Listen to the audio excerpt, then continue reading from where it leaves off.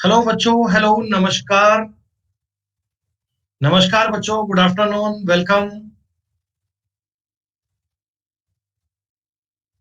Good afternoon भाई, नमस्कार, खुश रहो बच्चों, वेलकम, स्वागत है सभी का। फाइनली वो दिन आ गया। राधे राधे भाई। जय श्री श्याम, जय श्री कृष्णा। जिस समय का आप सब लोग बहुत टाइम से वेट कर रहे थे कि सर हमें कंप्लीट बैच कब मिलेगा, मैथ्स का कंप्लीट बैच कब मिलेगा, तो कंप्लीट बैच का सफर अपना आज से शुरू होने वाला है। क्लास में ऐसे बहुत सारे बच्चे आ रहे होंगे ना, जिनको मैथ्स का डर लगता होगा, मैथ्स का फोबिया होता होगा। बोला गुरुजी मैथ्स नहीं आती, मैथ्स नहीं आती, मैथ्स का रोना रोते हैं, मैथ्स का।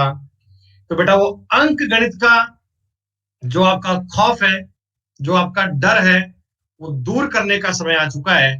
अब हम ये कोशिश करेंगे कि पहले आपकी पूरी अर्थमेटिक को बहुत शानदार तरीके से सॉल्व किया जाए और बढ़िया तरीके से पढ़ा जाए।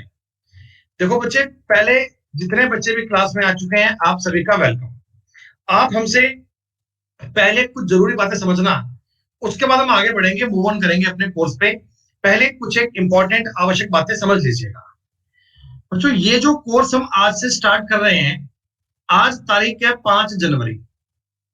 5 जनवरी 2021 को हम आपका ये अर्थमेटिक का पूरा कोर्स स्टार्ट कर रहे हैं। क्लास का टाइम अपना रहेगा 2 बजे से लेकर 3:30 बजे तक। ठीक है, एक बार कमेंट कम से कम कीजिएगा और सिर्फ बेटा पढ़ने पे ध्यान दीजिएगा, चीजों को समझने पर ध्यान दीजिएगा। ठीक है, हाँ। 2 से लेकर 3:30 बजे तक अपनी क्लास चलेगी। किसी किसी दिन कोई कोई समय पर क्लास 3:40 तक या 45 मिनट तक एक्सटेंड कर सकते हैं। वो डिपेंड करता है बेटा, टॉपिक पर डिपेंड करता है, सिचुएशन पे। ऐसा देखो बच्चे, आप लोग जो एसएससी की तैयारी कर रहे हो ना, एसएससी हो सकता है आपका टारगेट सीजीएल हो या किसी का टारगेट सीएचएसएल हो। बच्चों कोई भी आप वनडे एग्जाम दोगे, चाहे रेलवे का दोगे, चाहे बैंक का दोगे, कोई भी एग्जाम का आप फोकस करेंगे। कमेंट कम से कम करना, जब कोई आवश्यकता लगे बहुत जरूरी, तभी कमेंट करना बच्चों, वरना चीजों को समझने पर ध्यान देना। ठीक है, तो दोनों ही प्रकार के लिए, ये मान लो वनडे एग्जाम के लिए ना बच्चों, मैथ्स का वेटेज बहुत अधिक रहता है। हालांकि जितने नंबर की मैथ्स आती है उतने की इंग्लिश भी आती है, ये बात सही है। लेकिन बच्चों मैथ्स एक ऐसा सब्जेक्ट है जिसमें प्री में 50 आउट ऑफ 50 कवर किए जा सकते हैं और मेंस में 200 में से 200 मार्क्स भी कवर किए जा सकते हैं। अभी 2019 का आपने मेंस का रिजल्ट देखा होगा। आपने देखा होगा बच्चों, बहुत सारे बच्चों के ना, मतलब 10-20 के नहीं, सैकड़ों सैकड़ों बच्चे ऐसे हैं जिनके मैथ्स में 200 में से 200 नंबर आए। तो बच्चों अगर हमारे मैथ्स में नंबर कट जाते हैं ना, तो हम दौड़ में पीछे तो अपने आप वैसे हो जाते हैं। तो ये जो चीज है ना, कि मैथ्स में 50 में से 50 नंबर कैसे आते हैं या 200 में से 200 नंबर कैसे आते हैं, उसके लिए सबसे जरूरी चीज होती है बेटा कंसेप्ट। मतलब जब तक तुम्हें चीजों की अंडरस्टैंडिंग नहीं आएगी। बहुत बच्चे ऐसे होते हैं जिन्होंने मैथ्स को पढ़े हुए 4 साल हो गए, 5 साल हो गए, और बाद में मैथ्स से टच नहीं है, मैथ्स में चीजें नहीं आती। तो बेटा उनके ना, जब तक कंसेप्ट ट्रांसपेरेंट नहीं होंगे, जब तक कंसेप्ट बिल्कुल क्लियर नहीं होंगे, उनका मैथ्स का फोबिया दूर नहीं हो सकता। अब बच्चा नॉर्मली क्या करता है ना, वो भागता है ट्रिक के पीछे। एक मास्टर आता है लाइव, कहता है भैया आज ये ट्रिक पढ़ेंगे, और मास्टर उसको एक सवाल की ट्रिक सिखा देता है। बच्चा खुश हो गया, हाँ हम कर लेंगे। लेकिन वही ट्रिक दूसरे सवाल पे काम नहीं करती, तो वो सोचता है कि मुझे नहीं आता या क्या हो गया। तो बेटा देखो, ऐसे में ना, ऐसे में एग्जाम पास नहीं होता। एग्जाम पास तब होती है जब आपको समझ हो, जब आपको सवाल पढ़ने आते हो, जब आपको सवालों की मतलब लैंग्वेज समझ में आती हो और आप उनको ट्राई करने की बात को समझते हो। ये अपना जो बैच है, ये 5 जनवरी से स्टार्ट होगा और 15 अप्रैल तक चलेगा, 15 अप्रैल तक चलेगा। ठीक है, पहले कुछ बातें समझ लीजिएगा। 2 दिन में, 4 दिन में, 5 दिन में आप मैथ के एक्सपर्ट नहीं बन सकते। कोई बालक अगर इस उम्मीद पे आया है कि आप मुझे 4 दिन में पूरी मैथ्स करवा दो बच्चे, तो आप गलत जगह पे आ गए, हम नहीं करवा सकते। मैं जो आपको पढ़ाऊंगा उसमें अपने तरीके हैं, अपने मेथड है। मैं आपको चीजें सिखाऊंगा, पूरी बातें सिखाऊंगा। 3.5 महीने में आपकी अंक गणित पूरी करवा दूंगा। 100% मैं आपको यकीन दिलाता हूं कि आप हमारी क्लास को अटेंड करने के बाद कोई प्रीवियस ईयर क्वेश्चंस ट्राई करके देखिएगा। आप पिछले सालों के पेपर लेके बैठिएगा, तब आपको ये समझ में आएगा कि आप कितना सीख चुके हैं, कितना पढ़ चुके हैं।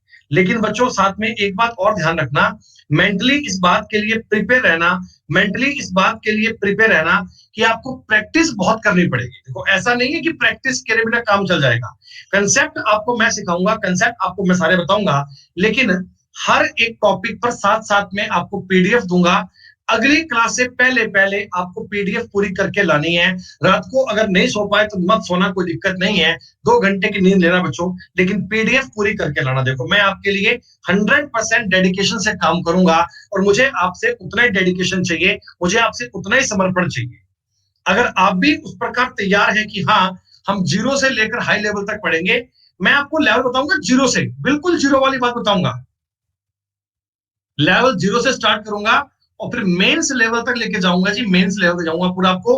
और कोई बालक ये सोचता हो गुरुजी डायरेक्ट टफ पढ़ाओ, तो टफ नहीं बेटा, हम स्टार्ट करते हैं बिल्कुल बेसिक से, बिल्कुल इजी।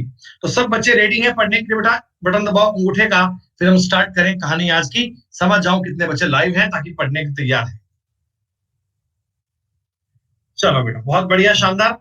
आइए आज हम चलते हैं मैथ के एक रोमांचक सफर पे, मैथ के एक शानदार सफर पे। और दोस्तों मैं आपको ये यकीन से कहता हूं कि अगर आप 3.5 महीने हमारे साथ बने रहे ना, तो उसके बाद में आपके मन में मैथ्स का फोबिया नहीं आएगा। क्लास में आपको डांट पड़ेगी, डांट खा लेना, क्लास में आपको मार पड़ेगी, मार खा लेना, कोई दिक्कत नहीं है। लेकिन आप 3.5 महीने बाद में अपने आप को मैथ्स का एक्सपर्ट मानोगे, ये मेरा वादा है आपसे। कैसे मर्जी करोगे, डेफिनेटली बेटा। प्री के लिए नहीं बेटा, मैं मेंस की बात कर रहा हूँ वास्ता जी। आपको मेंस तक के लिए मैथ दोबारा पढ़ने की आवश्यकता नहीं है कभी भी। ठीक है, पहली बात सुनो बेटा, अब मैं कमेंट बंद कर रहा हूँ, कमेंट मत कीजिएगा, कमेंट मत कीजिएगा। देखो बच्चों पहली बात मैं बता रहा हूँ आपको कि मैथ्स के दो पार्ट हैं। एक का नाम होता है जी अर्थमेटिक, जिसे आप बोलते हैं अंक गणित। दूसरा अपना पार्ट होता है एडवांस मैथ का, जिसमें आप पढ़ते हैं ट्रिग्नोमेट्री, ज्योमेट्री, अलजेब्रा, मेंसुरेशन। तो बेटा मैं एडवांस वाला पार्ट आपको फिलहाल नहीं करवा रहा, क्योंकि बच्चों का पेपर है 3.5 महीने बाद में, 3.5 महीने में सब कुछ पूरा नहीं हो पाता। तो मैं आपको अर्थमेटिक करवा रहा हूँ, एडवांस के लिए भी आप नहीं ट्राई कर सकते हैं। फिलहाल आप हमसे पूरी अर्थमेटिक पढ़िएगा, अर्थमेटिक पूरी होगी देन हम एडवांस का कोर्स भी लाएंगे पक्का। यहां पर मैं आपको बता दूं कि दो टॉपिक है बच्चों बड़े जरूरी। एक का नाम है रेशो एंड प्रोपोर्शन, हिंदी में इसको बोलते हैं अनुपात और समानुपात, अनुपात और समानुपात। और दूसरी बात होती है बेटा परसेंटेज। और तीसरा एक पॉइंट हम पढ़ेंगे एलिगेशन।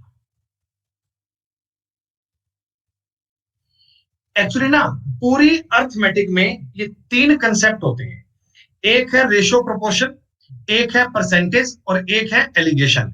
तो बेटा ये जो तीनों चीजें है ना, ये पूरी अंकगणित का बेस है। जब हम प्रॉफिट एंड लॉस पढ़ रहे होंगे तब भी रेशो का यूज आएगा, जब हम टाइम स्पीड डिस्टेंस पढ़ रहे होंगे तो भी एलिगेशन का यूज आएगा। कभी भी आपके सामने मान लो हम सवाल कर रहे हैं सिंपल इंटरेस्ट का, उसमें एलिगेशन लग जाएगा। कंपाउंड इंटरेस्ट पढ़ रहे हैं, रेशो काम में आ जाएगा। तो मतलब ये जो चीजें है ना, इस सब में ही आपके बेस आएगा, सब में काम आएगा। तो अगर आपके ratio, proportion, percentage, alligation strong हो गए ना, तो आप अर्थमेटिक के किसी भी टॉपिक को आसान कर सकते हो, अर्थमेटिक की किसी भी बात को इजी कर सकते हो। तो पहले बच्चों ना आप जल्दबाजी करने की बजाय, तुरंत एक दिन में सीखने की बजाय कंसेप्ट पे गौर करना, कंसेप्ट को सीखना। जिन बच्चों ने पहले SICI का मेरे से कोर्स पढ़ लिया था बेटा, उनका इंस्टॉलमेंट का पार्ट बाकी है। इंस्टॉलमेंट बेटा मैं आपका इसी 5-7 दिन में करवाऊंगा, करवाऊंगा यूट्यूब पे पूरा लाइव बेटा, फ्री है, कराऊंगा, कोई दिक्कत नहीं है। इंस्टॉलमेंट का पार्ट बाकी है, वो आपका वहां हो जाएगा। लेकिन ये जो बैच आज हम स्टार्ट कर रहे हैं ना, ये हम स्टार्ट कर रहे हैं रेशो एंड प्रोपोर्शन से। एक बार आप सीक्वेंस सुन लीजिएगा। पहला टॉपिक करवाऊंगा रेशो एंड प्रोपोर्शन, दूसरा टॉपिक करवाया जाएगा आपको मिक्सचर, देन हम करेंगे एलिगेशन, देन हम पढ़ेंगे एज, देन हम पढ़ेंगे पार्टनरशिप, देन हम पढ़ेंगे परसेंटेज, फिर हम पढ़ेंगे SICI, फिर हम पढ़ेंगे प्रॉफिट एंड लॉस, फिर पढ़ेंगे टाइम एंड वर्क, फिर पढ़ेंगे पाइपलाइन सिस्टम, फिर पढ़ेंगे एवरेज, और लास्ट में आएगा टाइम स्पीड एंड डिस्टेंस। पूरा टॉपिक बेटा, पूरा टॉपिक आएगा। पहले आपने कुछ पढ़ा नहीं पढ़ा कोई दिक्कत नहीं है, यहां से अपनी कॉपी स्टार्ट कर लीजिएगा, और यहां से आप अपनी बातों को आज से शुरू कर लो बेटा। आज से इन बातों को स्टार्ट कर लेना। रेगुलर क्लास रहेगी, 2 से लेकर 3:30 बजे तक रहेगी। पूरी सीक्वेंस, पूरी बातों को स्टार्ट करते हैं बच्चों, ठीक है जी। चलिए अप्रैल के अंदर कंप्लीट होगा, बिल्कुल होगा मेरे भाई, कंप्लीट के अंदर कंप्लीट होगा। अब बेटा कमेंट मत कीजिएगा प्लीज, कमेंट को रोक लो एक बार, थोड़ी देर के लिए ना आप हमारे कंसेप्ट समझो, उसके बाद हम बात करते हैं। तो सबसे बड़ी चीज होती है ना, उसका मैं आपको नाम बताऊंगा, वैल्यू सिस्टम। आज अर्थमेटिक की पहली क्लास है, पहली क्लास में मैं आपको बता रहा हूं वैल्यू सिस्टम। इस वैल्यू सिस्टम टर्म का यूज हम पूरी अर्थमेटिक में करेंगे। जब आखिरी क्लास चल रही होगी ना, तब भी वैल्यू सिस्टम का जिक्र आ रहा होगा, तब भी वैल्यू सिस्टम का नाम आ रहा होगा, तब भी वैल्यू सिस्टम की बात आपको पल्ले पड़नी चाहिए। वैल्यू सिस्टम होता क्या है ये समझो, बिल्कुल बेसिक से बताऊंगा, घबराने वाली कोई बात नहीं है, मैथ्स आपको समझ में आएगी, ये अपना वादा है आपसे। दोस्तों, दो दोस्त हैं ए और बी, दो मेरे फ्रेंड हैं, एक का नाम ए है, एक का नाम बी है। हमने आपको कहा कि मेरे पास 500 रुपए हैं, मेरे पास 500 रुपए हैं, और 500 रुपए इन दोनों को डिवाइड करने हैं, ए और बी को। तो मैंने कहा इन दोनों को ना बराबर बराबर पैसे डिवाइड कर देते हैं। दोस्तों, मैंने ए को भी 250 रुपए दे दिए और बी को भी 250 रुपए दे दिए, दोनों को मैंने बराबर पैसे बांट दिए। अब मैं चाहता हूं इस चीज का अनुपात ज्ञात करना। बच्चों, मैंने एक वर्ड यूज किया, रेशो। रेशो का मतलब होता है, हिंदी में बोलते हैं अनुपात। अनुपात का मतलब ये होता है कि समान इकाइयों के बीच का रिलेशन, समान इकाइयों के बीच का रिलेशन रेशो कहलाता है। जैसे दोस्तों, मैं इस चीज को काटकर 1:1 लिख सकता हूं। मैं ये कह सकता हूं कि ए और बी का अनुपात है ना, वो 1:1 आएगा। इस 1:1 का मतलब क्या है? मतलब ये है बेटा कि जितना पैसा ए को मिला उतना पैसा बी को मिला। ए और बी का पार्ट आपस में इक्वल है, ए को जितना पैसा मिला उतना पैसा बी को मिला। जैसे दोस्तों, मैं इसी कंसेप्ट को आपको एक बार और बता रहा हूं। एक बार एक आदमी ने मुझे बताया कि ए और बी को जो पैसा मिला है ना, वो 1:2 में मिला है। टोटल पैसा कितना है मुझे नहीं पता, ये पता है ए और बी को जो पैसा मिला है ना, वो 1:2 में मिला है। मतलब कि जितना पैसा ए को मिला उसका डबल बी को मिला। मैं आपको ऐसे भी कह सकता हूं कि बी को जितना पैसा मिला उसका हाफ पैसा ए को मिला। ठीक है। अब कोई आदमी आपको बोले कि टोटल रुपए उनके पास 900 थे, टोटल मनी उनके पास 900 थी, तो क्या तुम 900 को 1:2 में डिवाइड कर सकते हो क्या? 900 को 1:2 में डिवाइड कर सकते हो? आप कहोगे हाँ सर बिल्कुल कर सकते हैं। कैसे? गौर कीजिए। देखो बेटा, ये 900 क्या है? टोटल है। ये टोटल बेटा, ये मोइनुद्दीन खान, बेटा जब तक ना कहा जाए ना कमेंट मत कीजिए प्लीज, एक बार समझ लीजिए। ये 900 क्या है? टोटल। ये 900 क्या है? टोटल। इसके बटा में लिखो आप टोटल। वैल्यू का मतलब क्या होता है? वैल्यू का मतलब क्या होता है बच्चों? जिस चीज की वैल्यू दी जाए वो तो बटा में, और जिसकी पूछे उसकी गुणा में। जैसे ये 900 रुपए टोटल थे, टोटल के बटा में टोटल कर दिया, 3 कर दिया। मैंने आपसे पूछा कि बताओ ए का शेयर कितना है? ए का, तो ए के शेयर के लिए क्या आप 1 से गुणा करेंगे? मैं आपको ये कहना चाहता हूं कि जिस चीज की वैल्यू दी जाए उसके बटा में, जिसकी पूछे उसकी गुणा में। तो सीधा सा काम करना है आपको, 300 की वैल्यू, सॉरी ए का मान कितना आ गया? 300। जैसे दोस्तों, फिर समझो एक बार बात को, दो दोस्त हैं ए और बी, इनके पास कोई पैसा है, 5:2 में है। मुझे नहीं पता कितना पैसा है, मुझे इतना पता है कि 5:2 में है। मतलब ए के पास अगर 5 रुपए हैं, बी के पास 2 रुपए हैं। ठीक है। एग्जामिनर मुझे कह रहे हैं कि उनके पैसे का डिफरेंस, एग्जामिनर ने आपको क्या बताया? उनके पैसे का अंतर 1500 रुपए है। आपको यह समझा दिया कि इनके पैसे का अंतर 1500 रुपए है, तो आप बताओ टोटल पैसा कितना बनेगा? तो बच्चों, वैल्यू सिस्टम हमसे क्या कहता है? वैल्यू सिस्टम ये कहता है कि 1500 लिखेंगे, 1500। बेटा ये 1500 क्या है? डिफरेंस है, तो इसके बटा में डिफरेंस आएगा ना बच्चे। 1500 किस चीज की वैल्यू है? डिफरेंस की वैल्यू है। इसके बटा में कितना आएगा? 3। 3 क्यों आएगा समझ में आ रहा है? क्योंकि 1500 क्या था? डिफरेंस। डिफरेंस के बटा में डिफरेंस आएगा। अच्छा, इसका मल्टीप्लाई कर दूंगा किससे? 7 से। 7 से क्यों किया? सर टोटल पूछा गया ना हमसे, तो टोटल अपने सवाल में कितना है? 5 और 2 का जोड़ कितना है? 7। मैंने 7 से कर दिया। ये कटेगा 500 बार, 5 7 आ गया 3500। मैं कह सकता हूं उनके पास टोटल पैसा था ना, वो 3500 रुपए था। सारे बच्चे बताओ एक बार, इतनी आसान लेवल की बात आपको समझ में आ रही है? अगर मैं आपको टोटल दे दूं, मैं आपको इनका डिफरेंस दे दूं, मैं आपको ए का मान दे दूं, मैं आपको बी का मान दे दूं, तो आप सब चीजों को आपस में कनेक्ट कर सकते हो, आप सारी बातों को आपस में सॉर्ट आउट कर सकते हो।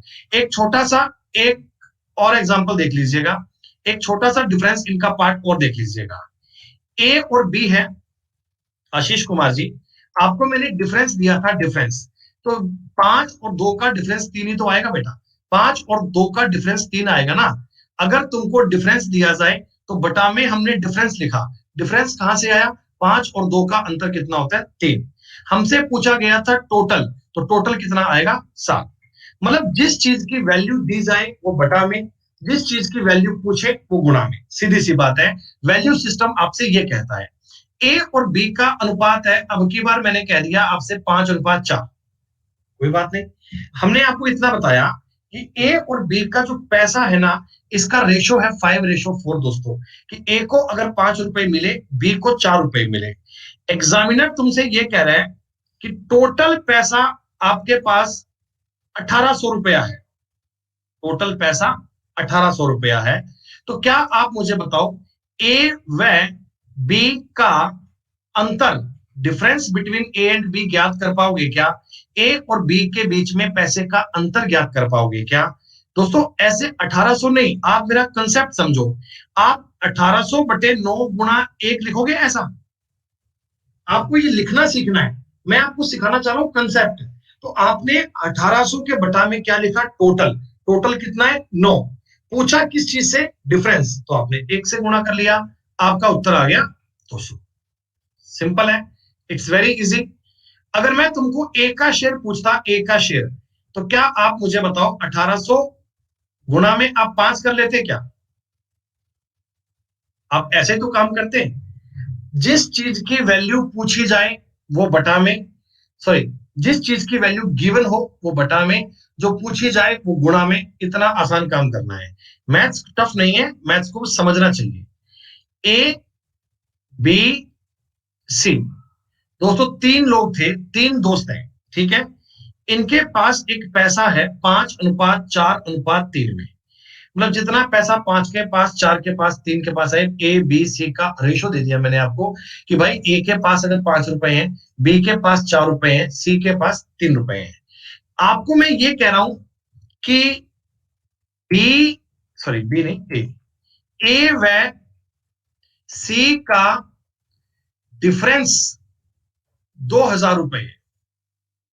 मेरी बात समझ लेना बेटा, आपको मैंने क्या बताया है, जितना पैसा ए के पास है, जितना पैसा सी के पास है, उनका डिफरेंस कितना है, 2000। तो मैंने आपको सवाल में पूछा, बताओ टोटल पैसा कितना रहा होगा। तो टोटल पैसा तुम क्या एक लाइन में ज्ञात कर लोगे क्या, कि 2000 किसकी वैल्यू है, आप कहना जी 5 और 3 का डिफरेंस कितना है, तो 2 की वैल्यू। टोटल पैसा कितना है, 5 4 9 3 12, 12 से गुणा करना है दोस्तों, 12,000। यहां तक की बात में किसी बच्चे को कोई दिक्कत। वैल्यू सिस्टम क्या है, मैंने जो वैल्यू सिस्टम बताया है, जिस चीज की वैल्यू दी जाए, जिस चीज की वैल्यू दी जाए वो तो बटा में, और जो वैल्यू पूछी जाए वो आगे, सीधी सी बात है। चलिए कैसे, अब देखो मैं ना, ये सवाल बड़े इजी हैं, आपको मैं इस प्रकार के पीडीएफ में बहुत सवाल दूंगा, मतलब अनलिमिटेड क्वेश्चन दूंगा, इतने सवाल दूंगा कि आपको कोई एक्स्ट्रा पीडीएफ, कोई एक्स्ट्रा बुक उठाने की नीड नहीं है, आपको कोई भी एक्स्ट्रा किताब फोकस करने की नीड नहीं है, बस इसी में सारी बात चेक कर लेना, सारा काम इसी में पढ़ लेना। जैसे बच्चों, अब देखो एक एक लाइन के सवाल करेंगे अपन। दो संख्याओं का अनुपात कितना है, 3:8 है, 115 इनका अंतर है, तो छोटी संख्या ज्ञात करनी है। जब तक ना कहा जाए उत्तर मत दिया कीजिएगा, बहुत होशियार बनने की कोई नीड नहीं है, पोल क्रिएट क्या करेंगे, बातों को समझा करें बेटा। यही तो समस्या आती है ना बेटा, डिसिप्लिन बच्चे मेंटेन नहीं कर पाते, और ये हमें बड़ा काम इरिटेट करता है कि ये ऐसा क्यों करते हैं बालक। समझो 115 क्या था, 115 क्या था, 115 ये इन दोनों का डिफरेंस था, ये इन दोनों का अंतर था, तो मैंने बटा में अंतर लिखा है, मैंने बटा में अंतर लिखा है। अंतर कितना, 3 और 8 का अंतर है 5। मल्टीप्लाई किससे करना है, आपसे पूछा गया स्मॉलर संख्या तो स्मॉलर कर लीजिए, आपने पूछा बड़ी संख्या तो बड़ी कर लेना, आपने जो भी चीज पूछी ना उससे मल्टीप्लाई कर लो, एक लाइन में उत्तर आ जाएगा। 23 × 3 69 इज द करेक्ट आंसर, 69 तुम्हारे सवाल का उत्तर बन जाएगा, इतना इजी। एक नंबर सवाल पे कोई दिक्कत नहीं हुआ। हम आपको ऐसे ही बेटा बिल्कुल देखो इसी लेवल से स्टार्ट करेंगे और एक ही टाइप के 10-10 क्वेश्चन करवाएंगे। जो बच्चा ईमानदारी से पढ़ने आया है ना, उसको तो समझ में आ जाएगा, वो मेरी गारंटी है। और जो फालतू में घूमने फिरने आया है बच्चा, वो एक दो क्लास के बाद में नहीं आएगा, ये भी हम जानते हैं, अपनी क्लास में ऐसा होता है सर, कोई बात नहीं। देखो एक एक चीज को समझो, चार संख्याएं हैं, 1 अनुपात 2 अनुपात 3 अनुपात 4 में, ठीक है। उनका टोटल 16 है बच्चों, उनका टोटल 16 है, उनका योग 16 है। अगर तुमको कह रहा है उनका योग 16 है, तो 16 किसकी वैल्यू है? 16 किसकी वैल्यू है? 16 किसकी वैल्यू है? 4 3 7 2 9 और 1 10। भाई टोटल कहा गया, बटा में टोटल लिख देंगे। तो कह रहा है पहली और चौथी का योग क्या है? दोस्तों पहली और चौथी का योग 5 है क्या? पहली और चौथी का योग 5 है क्या? फर्स्ट और लास्ट का टोटल 5 है क्या? हमें एक लाइन लिखनी है, हमें केवल एक टर्म लिखना है, हमें वैल्यू लिखनी है। जिस चीज की वैल्यू दी जाए वो बटा में, जो पूछे वो मल्टीप्लाई में। तो एक आपने काट दिया 2 बार और उत्तर आ गया 8। इतना आसान सवाल है, बताओ। मैं इस प्रकार के सवाल में आपको क्या करना चाहता हूं, मैं आपके माइंड में वैल्यू सिस्टम फिट करना चाहता हूं, ताकि जब मैं आगे कोई टफ टॉपिक पढ़ा रहा हूँ ना, और उसके बीच में मैं आपको कोई भी कहूंगा कि इसकी वैल्यू ये हो गई, तो आपको कोई चिंता नहीं होनी चाहिए वैल्यू कहां से आ गई। वैल्यू का मतलब ये होता है जो चीज आपको गिवन हो उसकी वैल्यू क्या है, जो पूछी जाए उसका हम गुणा करेंगे। एक बालक ने कमेंट किया, बोला बड़ी तेज पढ़ा रहे हो। तो मेरे भाई अगर यही तुम्हें तेज लग रहा है, फिर तो आसान इससे कुछ हो नहीं सकता। सुनो भाई, बिल्कुल इजी समझो। The sum of two number is 40 and there difference is 4, ratio of the number is. देखो बेटा, दो संख्याओं का टोटल तो है 40, उनका अंतर कितना है? 4। तो संख्याओं का अनुपात ज्ञात करें। क्या आप मुझे बता दो, आपने बचपन में ऐसा पढ़ा है क्या कि a प्लस बी का मतलब होता है 40 है, मान लीजिए। a माइनस बी का मतलब कितना है? 4। सीधी सी बात है। हम इन दोनों को काट के, दो ए का मतलब 44 दोस्तों, और ए का मतलब 22 कह सकते हैं क्या? क्या आप ए का मान ज्ञात कर लोगे? हाँ, ए का मान तुमने ज्ञात कर लिया दोस्तों, तो अब क्या बिना पेन का यूज किए बी का मान भी आ गया 18। तभी तो इनका सम 40 बनेगा, या डिफरेंस ये बनेगा। मैंने आपको पूछा ए और बी का डिफरेंस कितना, सॉरी रेशो कितना आएगा, तो 22 अनुपात 18 है। लेकिन आप 22 18 उत्तर मत बोलना, जब तक ये रेशो आगे कट सकते हैं इनको काट लीजिएगा। देखिए, जहां तक ये रेशो आपस में कट पाते हैं ना, वो काटकर उत्तर दिया जाता है, वो काटकर उत्तर दिया जाता है। लास्ट में आपने काटकर ही चेक करना है। 22 18 को अपना उत्तर मत दीजिएगा। It's very simple. ऐसे दो संख्याओं का अनुपात 10 अनुपात 7 है, उनका अंतर 105 है, तो इनका योग ज्ञात कीजिए। अरे बेटा, क्या तुम्हें इतना नहीं पता वर्षा गुप्ता, बेटा तुम कैसे काम करोगी? तुम्हें ये नहीं पता कि a प्लस बी का मान 40 है, इसमें से a का मान अगर 22 आ गया, तो b का मान कैसे आएगा, ये ज्ञात नहीं कर पा रहे। भाई गजब, भाई गजब। 40 में से 22 को ऐसे घटाना पड़ता है, 10 में से 2 गए 8, 3 में से 2 गया 1, ऐसे करना पड़ता है बच्चे। अगर ऐसे भी ना घटावा तो ऐसे घटा लेना, और कोई सोर्स नहीं है बेटा।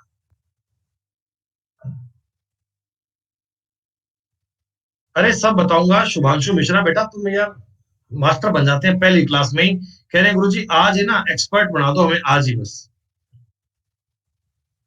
अब आप ना, आप जब अपने हाथ में पेन कॉपी लेके बैठे हो बेटा, इसको लिखना सीखो एक लाइन में।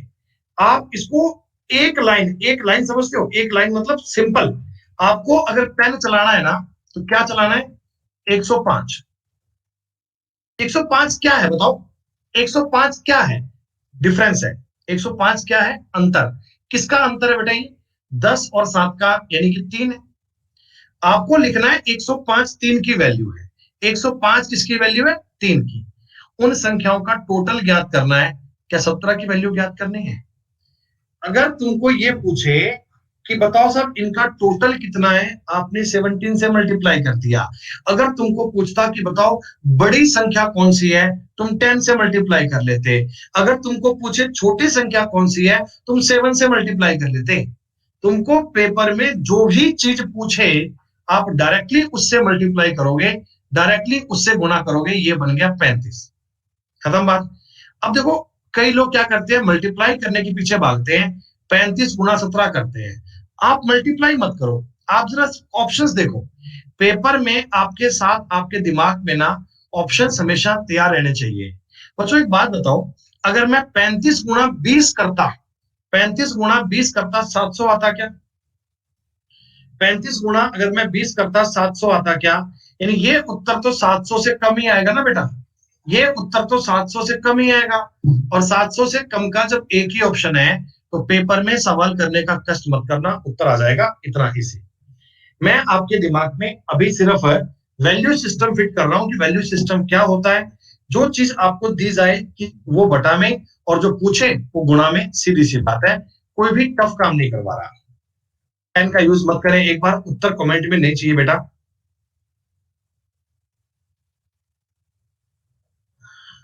कमेंट में उत्तर नहीं चाहिए, प्लीज एक बार समझें। 3:2:5 है, ठीक है। उनके वर्गों का योग, सम ऑफ देयर स्क्वायर इज 1862। तो बेटा मुझे इनके वर्गों का योग दिया हुआ है, ठीक है। अब मैं डायरेक्ट इनके वर्ग अपने दिमाग में कर लूं, क्या तुम ये कर पाओगे क्या कि 9 + 4 + 25, मैंने अपने दिमाग में इनके वर्ग कर लिए, मैंने अपने दिमाग में इनके वर्ग कर लिए, तो 9 × 4 = 13 और 25 = 38। बेटा मेरी संख्याओं में ना वर्गों का योग कितना बन रहा है? 38। मेरे हिसाब से वर्गों का योग कितना बन रहा है? 38।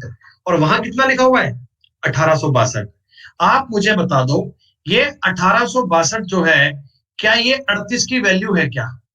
क्या ये बात देख पाओगे क्या कि 1862 38 की वैल्यू है? क्योंकि ये क्या था, ये इनके वर्गों का योग था, मैंने वर्गों का योग कर दिया। पूछा गया सबसे छोटी संख्या कौन सी है?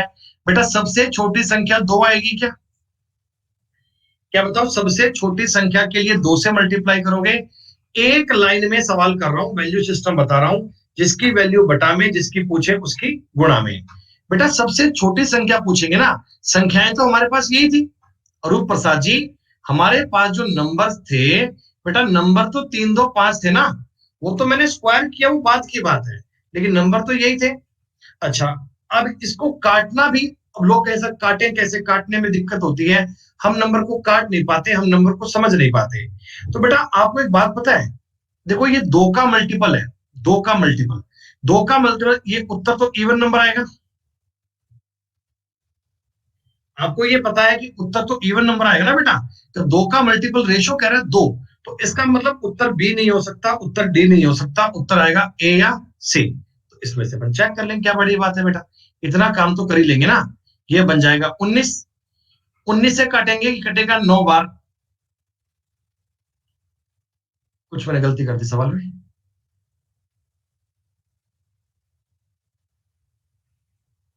98। हाँ, ऑप्शन रॉन्ग तो नहीं होने चाहिए यार।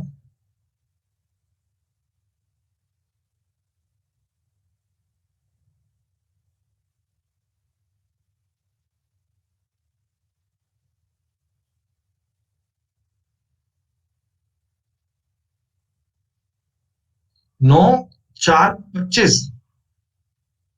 ओह सॉरी, हाँ ठीक है ठीक है ठीक है ठीक है। ये जो बेटा वैल्यू है, इसका लास्ट रूट लेंगे, सही है, सही, कोई दिक्कत नहीं है। ये 19 जाएगा, 19 से काटूंगा, ये कटेगा 9 बार, ये कटेगा 9 बार। 19 × 9 = 171, 152, ये आ गया 98। अलग क्वेश्चन नहीं है, अलग क्वेश्चन नहीं है। हमसे छोटी संख्या पूछी गई थी, आपसे छोटी संख्या पूछी गई थी, तो बेटा इसमें लास्ट में एक बार स्क्वायर किया ना। जैसे आप मेरी बात समझो, कई बच्चे ना समझ नहीं पाएंगे बेसिक से। नंबर थे 3, 2, 5, नंबर थे 3, 2, 5। तो इसमें जब मैंने वर्ग करूंगा, वर्ग, तो वर्ग के साथ में स्क्वायर बनेगा, वर्ग के साथ में एक नंबर का स्क्वायर बनेगा, कि 3x है, 2x है, 5x है। तो ये जो वर्ग बनेगा ना, स्क्वायर बनेगा, ये स्क्वायर ज्ञात करना पड़ेगा, ये हमें स्क्वायर निकालना पड़ेगा, सॉरी। क्यों करेंगे बेटा, ये नंबर 3x है, ये 2x है और 5x है। ये नंबर क्या है? 3x, 2x, 5x। जितना भी ये बनेगा, जितना भी सॉल्व करोगे ना, आपको उसका रूट लेना पड़ेगा, रूट। रूट कहां से लेंगे बता रहा हूं अभी। 38 को मैं काट लूंगा, सीधी सी बात है, 38 काटो कितना आएगा, 49 बार कटेगा। 38 को क्या मानेंगे, 49 मानेंगे ना बेटा, 38 को क्या मानेंगे, 49 कटेगा ये। हाँ, तो x की वैल्यू आ गई 7, x का मान कितना आ गया, 7। कई बच्चे कहते हैं गुरुजी हमने x कहां से मान लिया, तो सुनो मेरी बात, x क्यों मानते हैं, आपको मैं कहता हूं a और b का रेशो है 3:4। इसका मतलब इसका मान 3 और 4 नहीं है, इसका मान 3 और 4 नहीं है, इसका मान है 3x और 4x। मतलब ये कोई 3 का मल्टीपल है, ये कोई 4 का मल्टीपल है, ये कोई 3 का गुणज है, ये कोई 4 का गुणज है। तो अगर वो इनका स्क्वायर करवाएगा, अगर वो इनका स्क्वायर करवाएगा, देखो 9x² बनेगा वास्तव में, और वो 16x² बनेगा। ये स्क्वायर की बात बनेगी, 9x², 16x²। तो लास्ट में ना एक साथ में स्क्वायर भी बनता है, एक साथ में स्क्वायर भी बनेगा। अगर आप पेपर में सवाल करोगे तो आप देखो डायरेक्ट ऐसे कर सकते हो कि 38 की वैल्यू है 1862, आपने काटा तो ये आ गया 49। लेकिन बेटा ये एक की वैल्यू ज्ञात करने के लिए आपको रूट करना पड़ेगा, 7 आएगा। एक की वैल्यू कितनी आ गई, 7। एक की वैल्यू कितनी आ गई, 7। और दोस्तों एक की वैल्यू 7 आ गई, संख्या कितनी आ गई, 14। अगर इसी सवाल में मैं आपसे पूछता, हाँ स्क्वायर करना होगा, क्यूब करना होगा, तो आप एक्स मानेंगे, कोई दिक्कत नहीं है भाई शुभांशु। अगर मैं इस सवाल में पूछता कि बताओ टोटल संख्याओं का सम कितना था, टोटल संख्याओं का सम कितना था, तो सम कितना आएगा।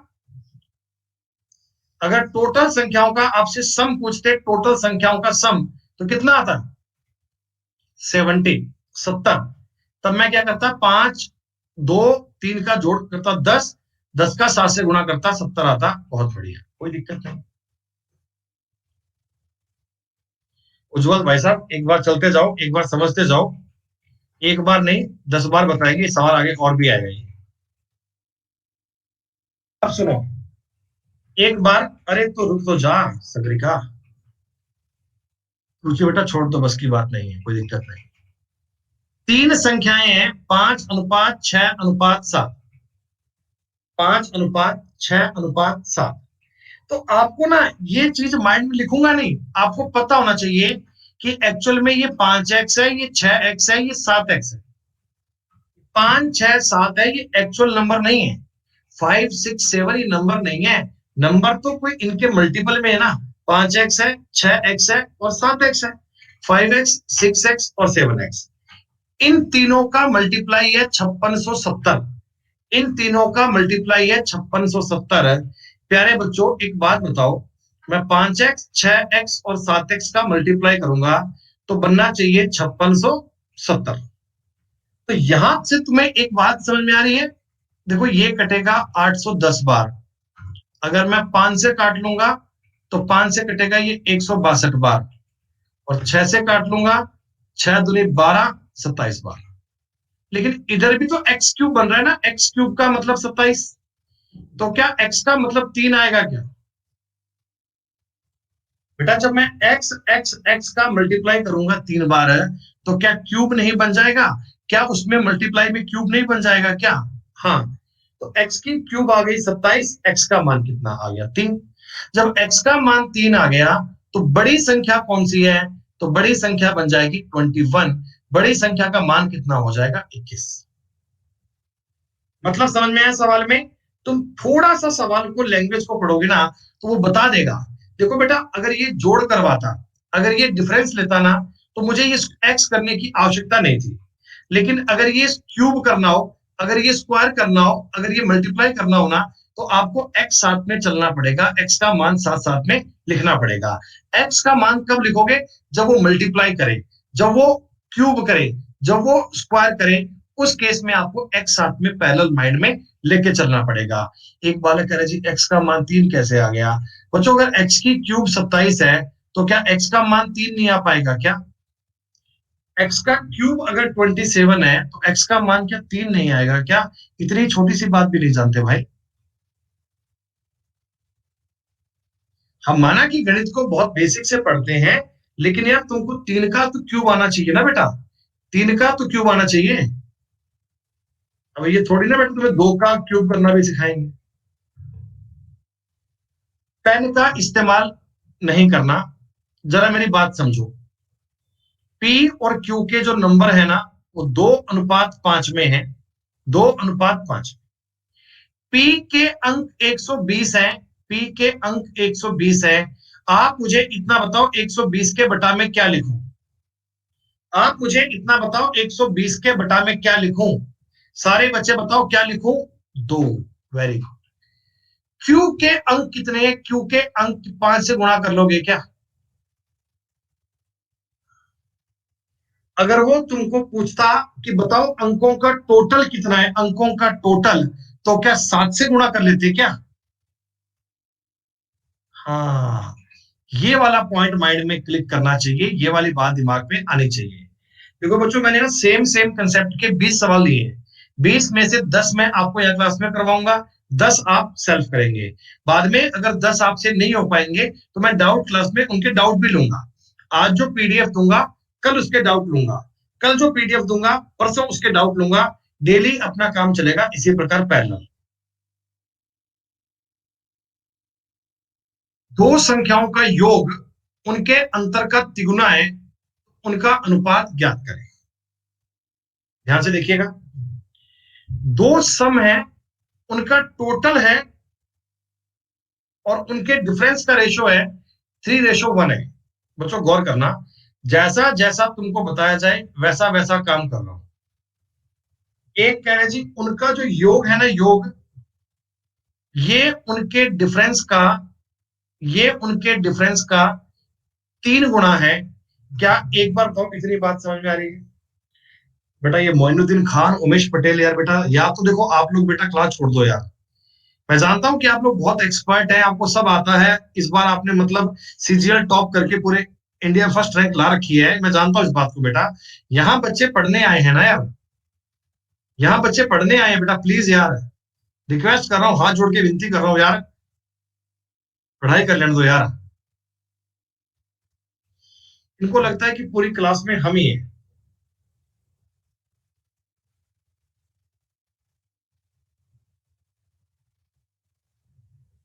A+B, A+B, देखो मैं अब ये कह रहा हूं, दो संख्याओं का डिफरेंस है। दो संख्याओं का डिफरेंस है, A+B जो है ना, योग जो है ना, वो डिफरेंस का 3 टाइम है। डिफरेंस को अगर मैं 3 गुना करूंगा, डिफरेंस का अगर मैं 3 गुना करूंगा, तो वो इनके टोटल के इक्वल बन रहा है। सीधी सी बात है, संख्याओं का अनुपात ज्ञात करना है। ये जो लाइन लिखी समझ में आ रही है कि A+B, A+B यानी इनका टोटल, A-B यानी डिफरेंस। तो टोटल जो है ना, वो डिफरेंस का 3 टाइम है, डिफरेंस का 3 गुना है। ठीक है, जरा इसको सॉल्व करते हैं। A+B बराबर 3A-3B। ए को वहां ले जाओ, बी को यहां ले आओ। 2A = 4B कह सकते हो क्या? यहां तक कोई दिक्कत थोड़ी है। 2A = 4B, कोई दिक्कत नहीं है। दोनों तरफ अगर मैं 2 का भाग दे लूं, 2 का, तो A = 2B बनेगा क्या? A = 2B। हाँ, A = 2B बनेगा। लेकिन बेटा रेशो में लिखते समय ये अनुपात पलट देते हैं। 1:2 नहीं लिखेंगे, 2:1। ये रेशो क्यों पलट देते हैं, इस बात की वजह क्या है, ये मैं आपको आगे बताऊंगा कि इस बात को क्यों पलटते हैं। ये 2:1 क्यों कहते हैं, ये मैं समझाऊंगा तुम्हें क्या कारण है। समझो एक बार।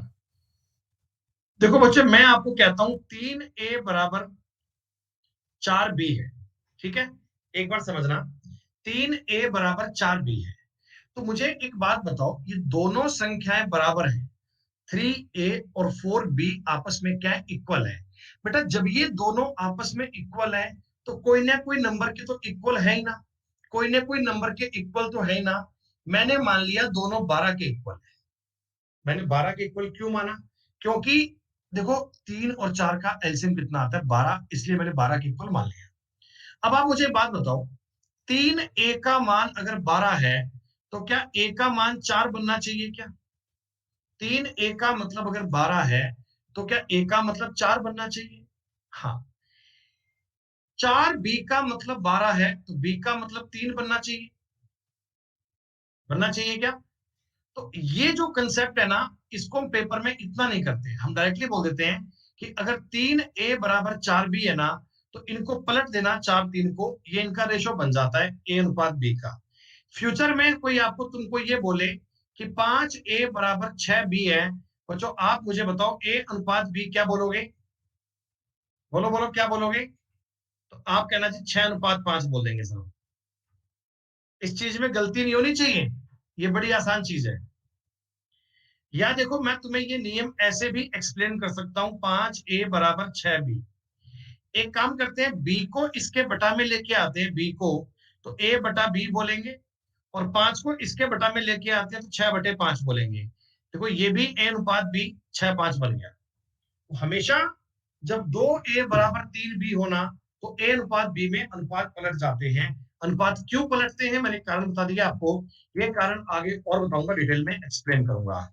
तो जब a बराबर 2b था, तो a अनुपात b 2:1 बनेगा, 2:1 बनेगा जी। अब देखो हम इस सवाल को ऑप्शन से करते हैं। आपको आर्ट सारी आनी चाहिए, मैं आपको सारी आर्ट सिखाऊंगा, सवाल को ऑप्शन से भी करना बताऊंगा, तरीके से करना बताऊंगा। हम पेपर में क्या करेंगे, जिस चीज पर टाइम कम खर्च होने की उम्मीद हो ना, हम एग्जाम में वो काम करके आएंगे बच्चों। सुनो मेरी बात, दो संख्याओं का टोटल उनके डिफरेंस का 3 टाइम है। देखो बेटा, इनका टोटल तो है 4, डिफरेंस कितना है? 2। इनका टोटल तो 4 है, 1 और 3 का, डिफरेंस इनका 2 है। क्या 3 टाइम है क्या? क्या 3 टाइम है क्या? नहीं है सर, 3 टाइम तो नहीं है। दूसरे ऑप्शन में भी देखो, डिफरेंस तो इनका 2 है, टोटल इनका 4 है, उत्तर ये भी नहीं है। इसमें टोटल इनका 5 है, डिफरेंस इनका 1 है, नहीं ये भी नहीं है।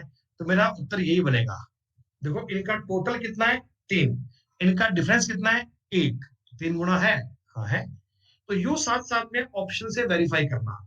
जब हम घर पे प्रैक्टिस करेंगे ना, तो हम सवाल को तरीके से भी करेंगे, हम ऑप्शन से भी करेंगे, हम हर प्रकार की आर्ट सीखेंगे। और फिर जब एग्जाम में सवाल करने की नौबत आएगी, सवाल एग्जाम में करना होगा, तो जो तरीका ज्यादा माइंड में कंफर्ट होगा हम उस पर काम करेंगे, उससे बात को जल्दी बनाएंगे। ठीक है? ठीक है जी, कोई दिक्कत नहीं है। जो बालक बेटा क्लास को लेट ज्वाइन कर रहे हैं ना, वो स्टार्टिंग से समझना, वो स्टार्टिंग से बात को करना। अरे भैया तुम्हें ऑप्शन से समझ में क्यों नहीं आया, जरा मेरी एक बात को समझ लो, मेरी एक बात को ट्राई कर लो। आपको लैंग्वेज में ये कहा गया, दो संख्याओं का टोटल उनके डिफरेंस का 3 गुना है, उनके डिफरेंस का 3 टाइम है। तो आप ना पहला ऑप्शन देखो, पहला ऑप्शन कह रहा है तुमसे 1:3। तो आप मुझे एक बात बताओ यार, इतनी छोटी सी बात तुम नहीं समझ पाते क्या? तुम्हारा दिमाग है? 1:3 का टोटल कितना है? 4। हाँ, और इनका डिफरेंस कितना है? ये टोटल है, ये डिफरेंस है, डिफरेंस कितना है? 2। ये 4 है और ये 2 है। तो मुझे बताओ टोटल डिफरेंस का 3 टाइम है क्या? टोटल डिफरेंस का 3 टाइम है क्या? जिन लोगों ने कहा था मैं ऑप्शन समझ में नहीं आया, कौन कौन बालक थे वो मुझे बताओ ना। अनन्या सिंह, क्या ये बात तुम्हें अब समझ में आई? नहीं है, ये उत्तर नहीं होगा। ऐसे ही बी भी आंसर नहीं होगा। सी ऑप्शन पे आया, तो टोटल बन रहा है 3, डिफरेंस बन रहा है 1। टोटल बन रहा है 3, डिफरेंस बन रहा है 1। क्या 3 टाइम है? हाँ 3 टाइम है। तो जो ऑप्शन आपकी बात को सेटिस्फाइड कर जाए, जो ऑप्शन आपकी बात को सेटिस्फाइड कर जाए, वो हम सही मान लेंगे। हाँ, ऑप्शन से सवाल बहुत जल्दी बन जाता है बेटा, लेकिन ये जरूरी नहीं है कि प्रत्येक सवाल ऑप्शन से बन जाए। अगर प्रत्येक सवाल ऑप्शन से बनता, फिर तो कंसेप्ट पढ़ने की नीड ही नहीं है, हम ऑप्शन से करते बेटा। आपको ऑप्शन का तरीका आना चाहिए, लेकिन बाय चांस अगर ऑप्शन पे काम नहीं करता, तो आपको कंसेप्चुअल ज्ञान भी होना चाहिए, ध्यान रखिए। जो बन जाए वो बोनस है, जो बन जाए वो बोनस है।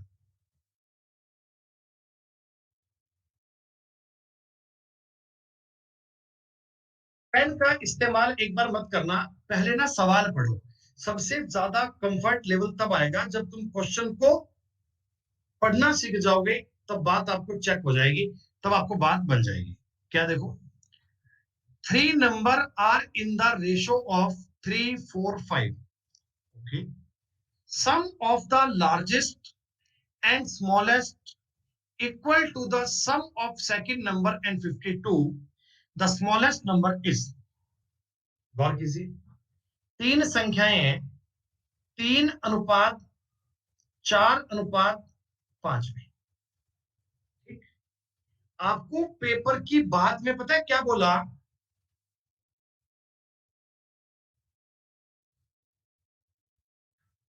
3 बालक को कर रहा हूं बेटा मैं, एक तो वरुचि, एक कात्यायन, एक शशि, और एक ये ना बहुत हो गया, एक्सेस हो गया यार। इससे ऊपर बेटा कंट्रोल करने की क्षमता नहीं है मेरी।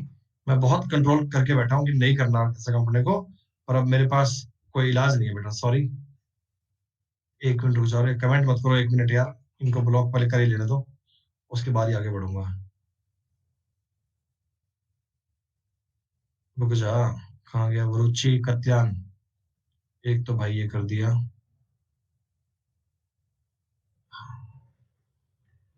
सुनो, हमने आपको क्या बोला? आप लैंग्वेज पढ़ो।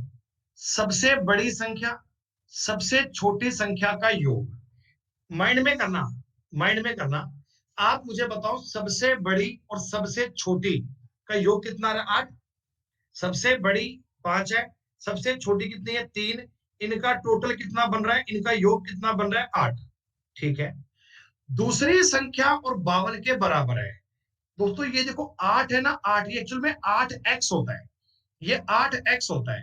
ये बराबर है 4x प्लस 52 के। ये चीज तो ओरिजिनल है, ये चीज तो सही है कि 8x बराबर है दूसरी संख्या और 52 के बराबर है। तो मैं आपको डायरेक्टली ऐसा बोल सकता हूं क्या कि अगर पहली और तीसरी संख्या को जोड़ दूं 8, ये दूसरी संख्या और 52 के जोड़ के बराबर है, तो कहीं ना कहीं मैं आपको ऐसा भी तो कह सकता हूं कि इन दोनों को जोड़कर ये घटाऊंगा तो 52 आएगा। ये तो कह सकता हूं ना कि 8 में से अगर 4 घटाऊंगा तो 52 आएगा। ये भी तो बोल सकते हैं। यानी कि आपके अकॉर्डिंग 4 की वैल्यू 52 आ गई क्या? आपके अकॉर्डिंग 4 की वैल्यू 52 आ गई क्या? भाई फर्स्ट और थर्ड को जोड़ा 8, और उसमें से सेकंड घटाऊंगा तो 52 आएगा। 4 की वैल्यू दोस्तों 52 आ गई, तो एक की वैल्यू 13 बन गई क्या? माइंड माइंड में सवालों को माइंड में करना सीखो। एक की वैल्यू बन गई 13, एक की वैल्यू बन गई 13। दोस्तों सबसे छोटी संख्या बनेगी 39, सबसे छोटी संख्या बनेगी 39। अगर सबसे बड़ी संख्या पूछता, आप बोलते 65 बनेगी। आपसे बीच की संख्या पूछता, आप बोलते 52 बनेगा। आपसे तीनों का टोटल पूछता, आप वो भी कर लेते। तो पूछे सवाल में कोई भी बात, कोई दिक्कत नहीं है। सवाल में आपसे कुछ भी पूछे, वो कोई दिक्कत नहीं है। आपको पहले ये समझना है कि दिया क्या है, किस चीज की वैल्यू दी गई है। हमें सवाल में ये दिया गया था कि लास्ट फर्स्ट और लास्ट का जो टोटल है, पहले सबसे छोटी और सबसे बड़ी संख्या का जो टोटल है, वो दूसरी संख्या और 52 के बराबर है। तो मैंने मान लिया पहली संख्या 3x, लास्ट संख्या 5x। पहले संख्या 3x, लास्ट संख्या 5x। ये 8x जो है ना, 8x ये बराबर है 4x और 52 के। ये वैल्यू इक्वल है 4x प्लस 52 की। खत्म बात। हाँ, हम 4 को 52 बोल सकते हैं, हमने डायरेक्टली 4 को 52 ही बोलना है। तो 4 का मतलब 52, एक का मतलब 13। 4 का मतलब 52, एक का मतलब 13, एक का मतलब 13, तो वैल्यू आ गई 39। सजल भैया, इसके लिए भैया आपको ना थोड़े बादाम खाने पड़ेंगे मामरागिरी वाले, ऐसा तुम्हारे बस की बात नहीं है। अरे जब तुम लैंग्वेज को इतना ही नहीं समझ में आ रहा, तुम्हें लैंग्वेज को इतना ही आइडिया पड़ रहा तुम्हें, तुम कैसे मतलब जीवन में कामयाब हो जाओगे यार? भाई जब मैं तुमको कह रहा हूं 3, 4, 5 में छोटी और बड़ी संख्या 8, बीच वाली संख्या और 52 के बराबर है, तो 4 का मतलब 52 है, एक का मतलब 13 है। खत्म बात यार।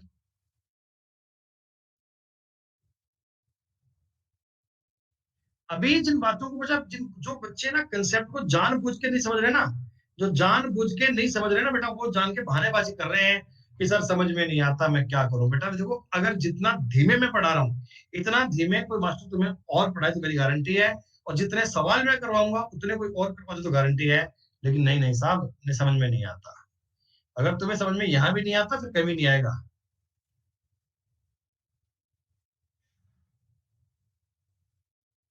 हाँ, सुनो। अच्छा, आपको एक सिंपल सा कंसेप्ट पता है, ये चीज ना आप बिल्कुल माइंड में सेव रखना कि इनकम जो होती है ना, इनकम ये होती है एक्सपेंडिचर प्लस सेविंग। मतलब बेटा आपने जितना पैसा कमाया उसमें से थोड़ा सा तो आपने खर्चा कर दिया और थोड़ी सी आपने बचत कर ली। तो हमें एक चीज का नियम पता है, हमें एक बात का कंसेप्ट पता है कि income is equal to expenditure plus saving. Income बराबर व्यय और बचत का जोड़ है, इसके इक्वल होता है, इसके बराबर होता है। अब हमको परिवार में यह कहा कि आय और खर्चे का अनुपात दे दिया। मतलब बेटा आदमी ने 10 रुपए कमाए हैं, 7 रुपए खर्चा कर दिया, तो आप मुझे बताओ 3 रुपए की सेविंग करी होगी क्या? अगर एक बंदे ने 10 रुपए कमाए, 7 रुपए का खर्चा कर दिया, तो 3 रुपए उसकी सेविंग रही होगी, 3 रुपए उसकी सेविंग में आए होंगे। हाँ, हमको एग्जामिनर कह रहा है परिवार का खर्चा 10,500 रुपए है। परिवार का खर्चा 10,500 है। ये 10,500 किसकी वैल्यू है? सब बताओ फटाफट से, किसकी वैल्यू है? ये 7 की वैल्यू है। और किसकी वैल्यू पूछी गई तुमसे? बचत पूछी गई, सेविंग पूछी गई, 3 की वैल्यू पूछी गई है। एक ही लाइन में उत्तर बन जाएगा। 10,500/7 गुणा 3 करना है, तो 7 से कटेगा 15 और 15 तिया 45। जितने सवाल मैं आपको क्लास में करवाऊंगा ना, क्लास के बाद में आपने पीडीएफ में दोबारा करने हैं, पीडीएफ में से आपने दोबारा सॉल्व करने हैं।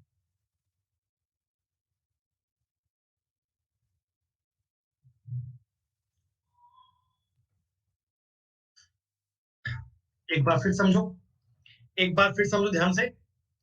ए बी, बेटा देखो वर्ड्स पे गौर करना, एनुअल इनकम कह रहा हूं मैं आपसे, एनुअल, एनुअल शब्दों पे गौर कर लीजिएगा।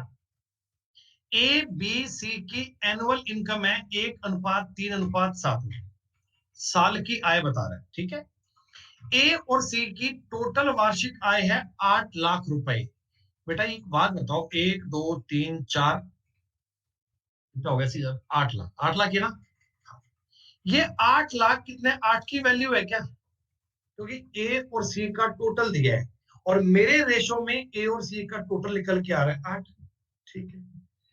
आपसे पूछा गया बी की इनकम, दोस्तों बी की इनकम 3 आएगी क्या? लेकिन 3 से गुणा करने पर तो साल की इनकम बनेगी। बेटा 3 से गुणा करने पर तो एनुअल साल की इनकम आएगी। आपसे पूछा गया मंथली, तो क्या मैं 12 से डिवाइड कर दूं? भाई एक साल में अगर तुमने 3 लाख रुपए कमाए हैं, तो एक महीने में कितने, 12 से भाग कर लो, क्या बड़ी बात है भाई। ये बनेगा साहब 1 लाख, और ये कटेगा 4 बार, उत्तर आ गया 25,000। सवाल नंबर 11 तक सबको बातें समझ में आ रही है, क्लियर है भाई? अभी तक पता है इन तक सवालों में ना एक ही बात आई है, इन प्रकार के सवाल तक एक ही पॉइंट आया है। पॉइंट क्या आया है कि रेशो में आपको अगर कोई बात दे दी जाए, रेशो में अगर कोई बात दे दी जाए ना, तो आपको वैल्यू सिस्टम समझ में आना चाहिए। किस चीज की वैल्यू दी गई है बटा में, जिसकी वैल्यू पूछी गई है वो गुणा में। हाँ,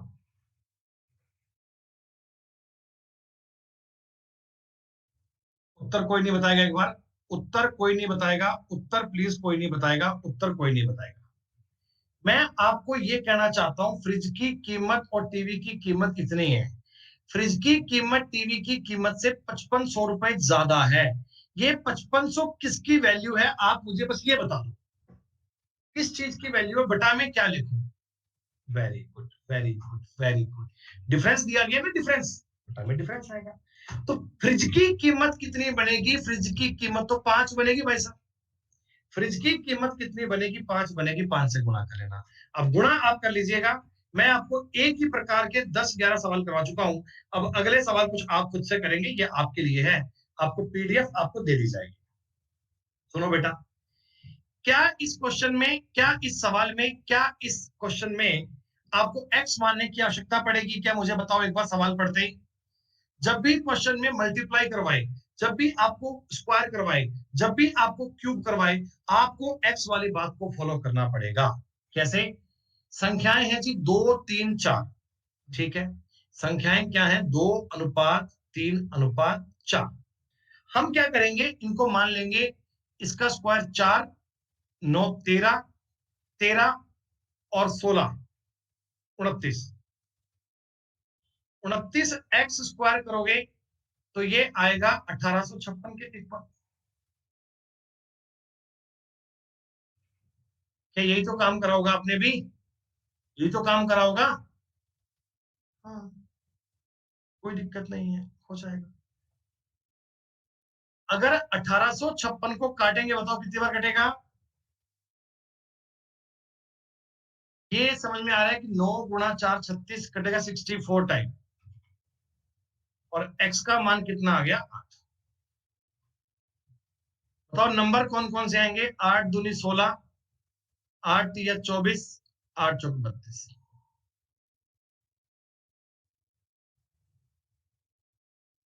ये पता है, ये पेपर के आए हुए क्वेश्चन है। ऐसे सवाल पेपर में आते हैं। हालांकि आजकल इन क्वेश्चन का वेटेज नहीं होता, लेकिन साहब टफ क्वेश्चन करने पर, मुश्किल सवाल करने के लिए आपको बेसिक बातें आनी चाहिए। अच्छा, एक मुझे छोटी सी बात बताओ। तुम एक दिन बाजार में गए, आपने कहा भैया दुकानदार से चावल क्या रेट है? दुकानदार ने कहा 10 रुपए किलो। 10 रुपए पर केजी। आपने कहा ठीक है, 5 किलो चावल तोल दो, 5 किलो। तो बेटा आपको बताओ कितने पैसे देने पड़ेंगे? 10 रुपए किलो चावल थे, आपने 5 किलो चावल ले लिए, तो 50 रुपए आपको देने पड़ेंगे।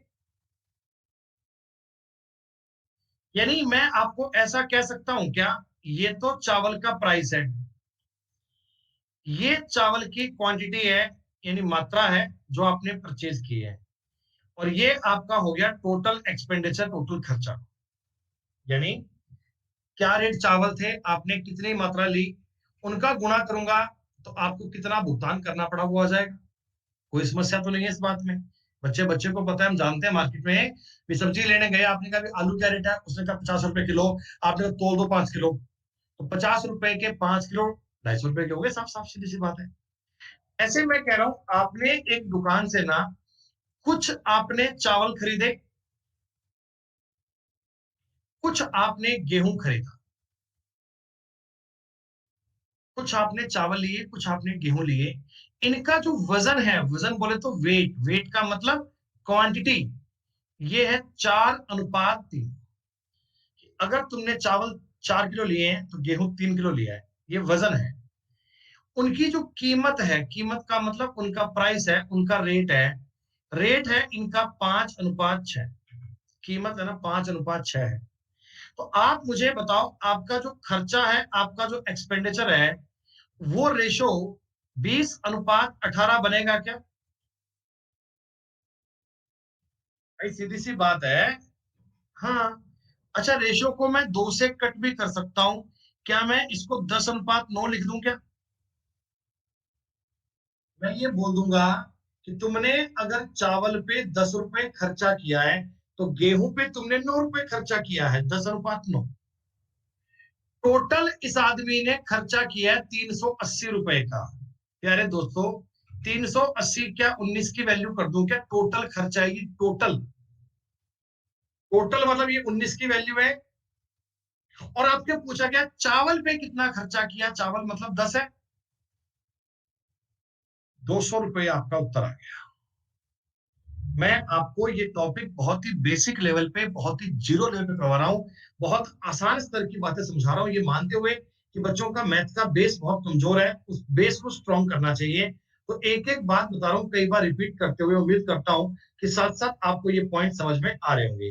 बेटा जैसे आप इन सवालों को समझ पा रहे हो ना, वैसे पूरी अर्थमेटिक समझ जाओगे। 100% आप इन बातों को ऑब्जर्व करोगे, इस बात की अपनी गारंटी है, घबराने वाली कोई बात नहीं।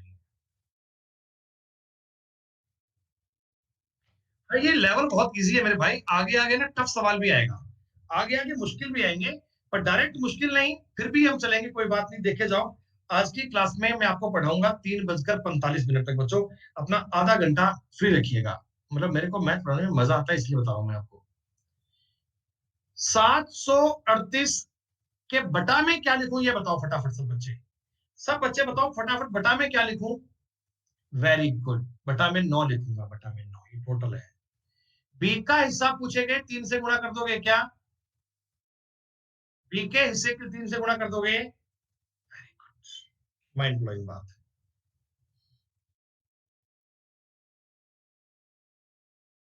ये सवाल अब आपके सेल्फ करने के लिए है। सेल्फ भी क्या करना है, मैं आपको इतना हिंट देता हूं। 126.50 है ना, ये टोटल की वैल्यू है, 5 4 9 तो 11 की वैल्यू है। बी का हिस्सा ए से कितना ज्यादा है? बताओ बेटा, बी ए से 3 ज्यादा है क्या? बी ए से 3 ज्यादा है क्या? इसको आप सॉल्व कर लेना, कौन सी बड़ी बात है। ये सवाल भी आप करेंगे, ये सवाल भी आप करेंगे, ये सवाल भी आप करेंगे, और ये सवाल भी आप करेंगे।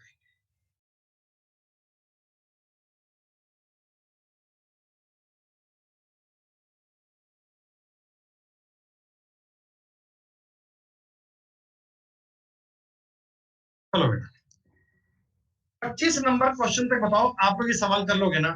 25 तक की बात हो जाएगी ना, वैल्यू सिस्टम है। मैंने आपको कुछ सवाल बता दिए, कुछ आप सेल्फ करोगे भैया, थोड़ा प्रैक्टिस खुद से करोगे तो आपकी नॉलेज गेन बनेगा ना बेटा आपका। हाँ, और अगर मान लो 25 तक कोई सवाल नहीं हो पाता तो मैं कल करवाऊंगा डाउट आपको।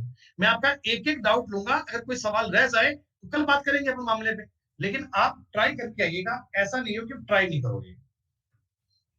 चलो बेटा, अब समझना जी, एक बहुत ही जरूरी कंसेप्ट, बहुत ही उम्दा बात है। रेशो एंड प्रोपोर्शन की वो बात है जो अधिकतम लोगों को पता ही नहीं होती। लोग होते हैं अंधा काम करने वाले, लेकिन आपको ये बात समझ में आनी चाहिए, बहुत जरूरी बात है। देखो बेटा, एक होती है डिग्री। डिग्री एक नाम होता है, डिग्री एक वर्ड होता है। जैसे मैंने आपके सामने एक इक्वेशन लिखकर दी है, 3 गुणा x की पावर 5 प्लस 4 x की पावर 4 माइनस 6 x की पावर 3 करके। तो इसमें जो डिग्री है ना, डिग्री डिग्री इसमें 5 होगी। मतलब जो x की मैक्सिमम पावर है ना, मैक्सिमम पावर, वो हमेशा डिग्री का मान होता है। अगर मैं कभी आपको पूछूं कि इस सवाल में डिग्री कितनी है, तो आप क्या बोलिएगा? 5। आप क्या बोलिएगा? 5। तो डिग्री को देखकर हम इस बात को चेक करेंगे, डिग्री को देखकर इस बात को सॉल्व करेंगे कि मैक्सिमम बात क्या होती है, क्या इसका यूज है, क्या इसका पर्पज है, क्या इसका मतलब है। जरा समझना, एक सवाल में आपको समझ में आएगा। देखो भाई, कई बार तुम्हें इस प्रकार का सवाल मिलता है कि ए रेशो बी का मतलब है 3:5, then find A plus B ratio A minus B. तो क्या आप लोग बच्चों, आप ऐसा ही काम करते हो क्या कि आप एक ही जगह पे 3 रख लेते हो और बी की जगह पे 5 रख लेते हो? आप कह लेते हो 3 + 5 बटा 3 - 5 कह लेते हो, कोई दिक्कत नहीं है सर। 8/-2 बन जाता है, यानी आप कहते हो कि सर 2 से काटूंगा तो 4/-1 बन जाएगा। क्या ऐसी कुछ बात समझ में आती है आपको? अब मैं आपको बता रहा हूं, देखो इस कंसेप्ट में आपने मान क्यों रखा, आपने 3 और 5 का मान क्यों रखा। देखो बच्चों, एक्चुअल में ना ये 3 और 5 ए और बी के मान नहीं है। ए का मान 3 नहीं है, बी का मान 5 नहीं है। ए का मान कोई 3x है और बी का मान कोई 5x है ना। इनके साथ में x भी तो है। रेशो का मतलब क्या होता है कि ये चीजें 3 और 5 तक कटती हैं, आगे और नहीं कटती। तो मेरे को इनका मान नहीं पता। अब मैंने लिखा सवाल में, देखो 3x + 5x बटा 3x - 5x।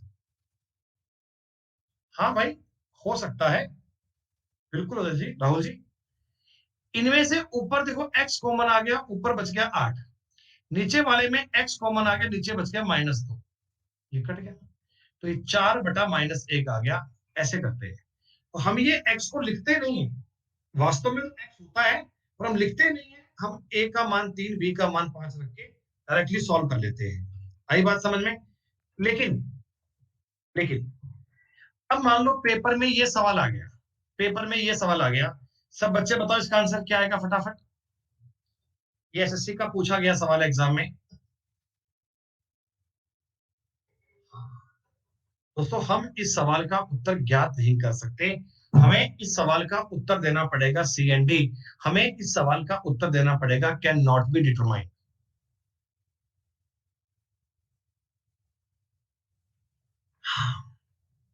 सुनो, कई नालायक पता है क्या करते हैं, ए का मान 3 रख देंगे, बी का मान 5 रख देंगे। मैं आपको करके बता रहा हूं एक बार। एक्चुअल में ए का मान 3x है और बी का मान 5x है। ये है ना, ये राहुल यादव बोर हो गया ना भाई।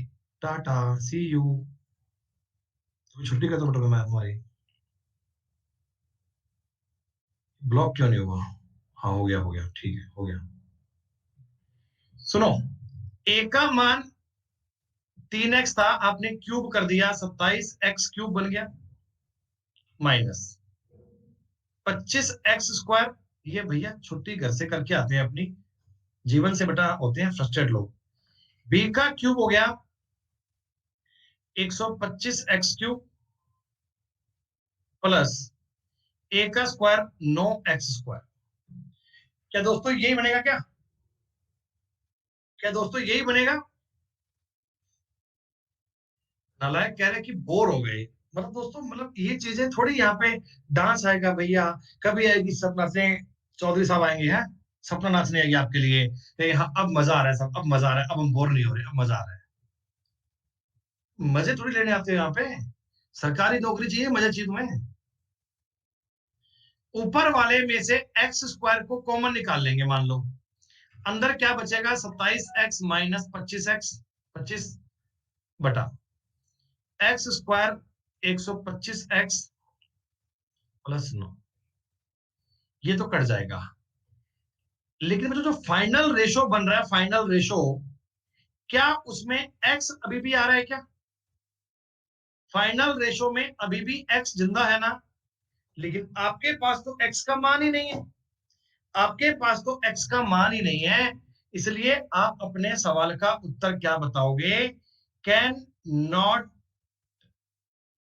बी डिटरमाइंड, मतलब निर्धारित नहीं कर सकते, हम ज्ञात नहीं कर सकते, हमें इस सवाल का उत्तर नहीं पता।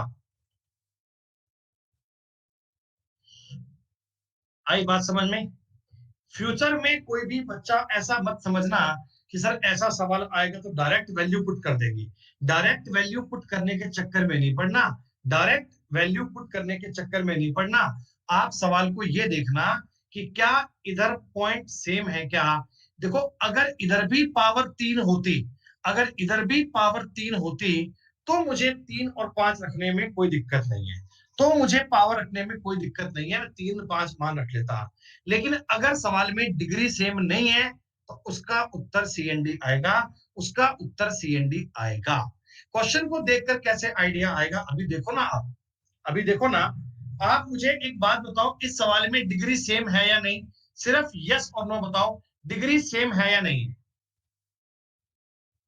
देखो, एक्स पर भी 3 है, वाई पर भी 3 है, एक्स पर भी 3 है, वाई पर भी 3 है, मतलब कोई दिक्कत नहीं, मतलब कोई दिक्कत नहीं है, पावर कट जाएगी। इसमें आप x का मान 5 और y का मान 2 रख के आओगे। x का मान 5, y का मान 2 रख लोगे दोस्तों। 5 का क्यूब हो गया 125, 2 का क्यूब हो गया 8 बटा 125 प्लस 8। क्या आप सबका उत्तर आ गया 117 बटा 133?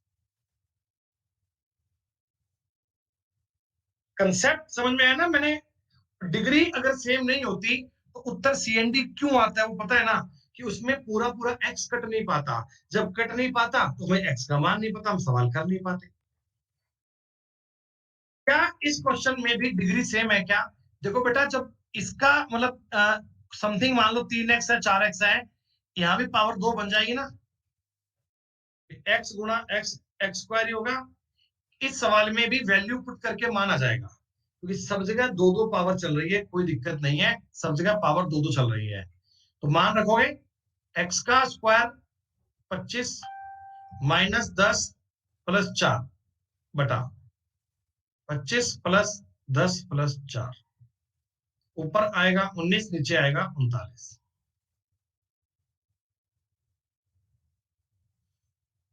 कोई दिक्कत नहीं है। इस सवाल में बताओ डिग्री सेम है या नहीं, यस और नो?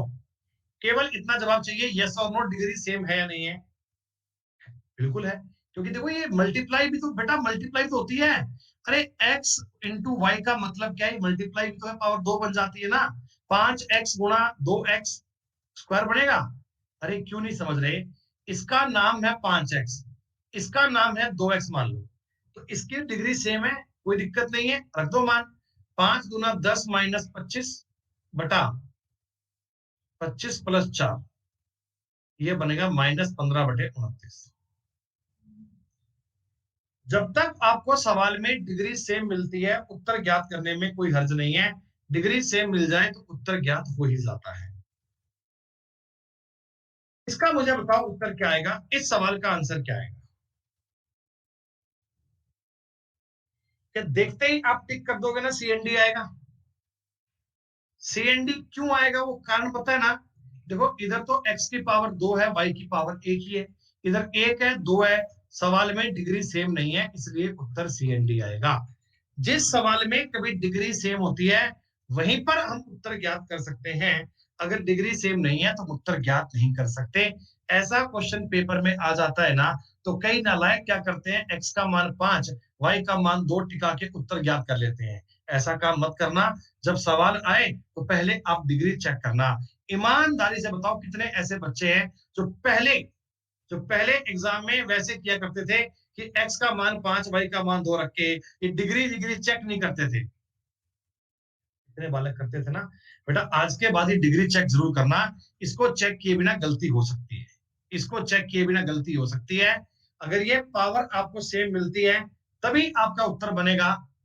हाँ कह रहे मैं भी ऐसे करता था। अब मत करना ये काम कभी, ठीक है।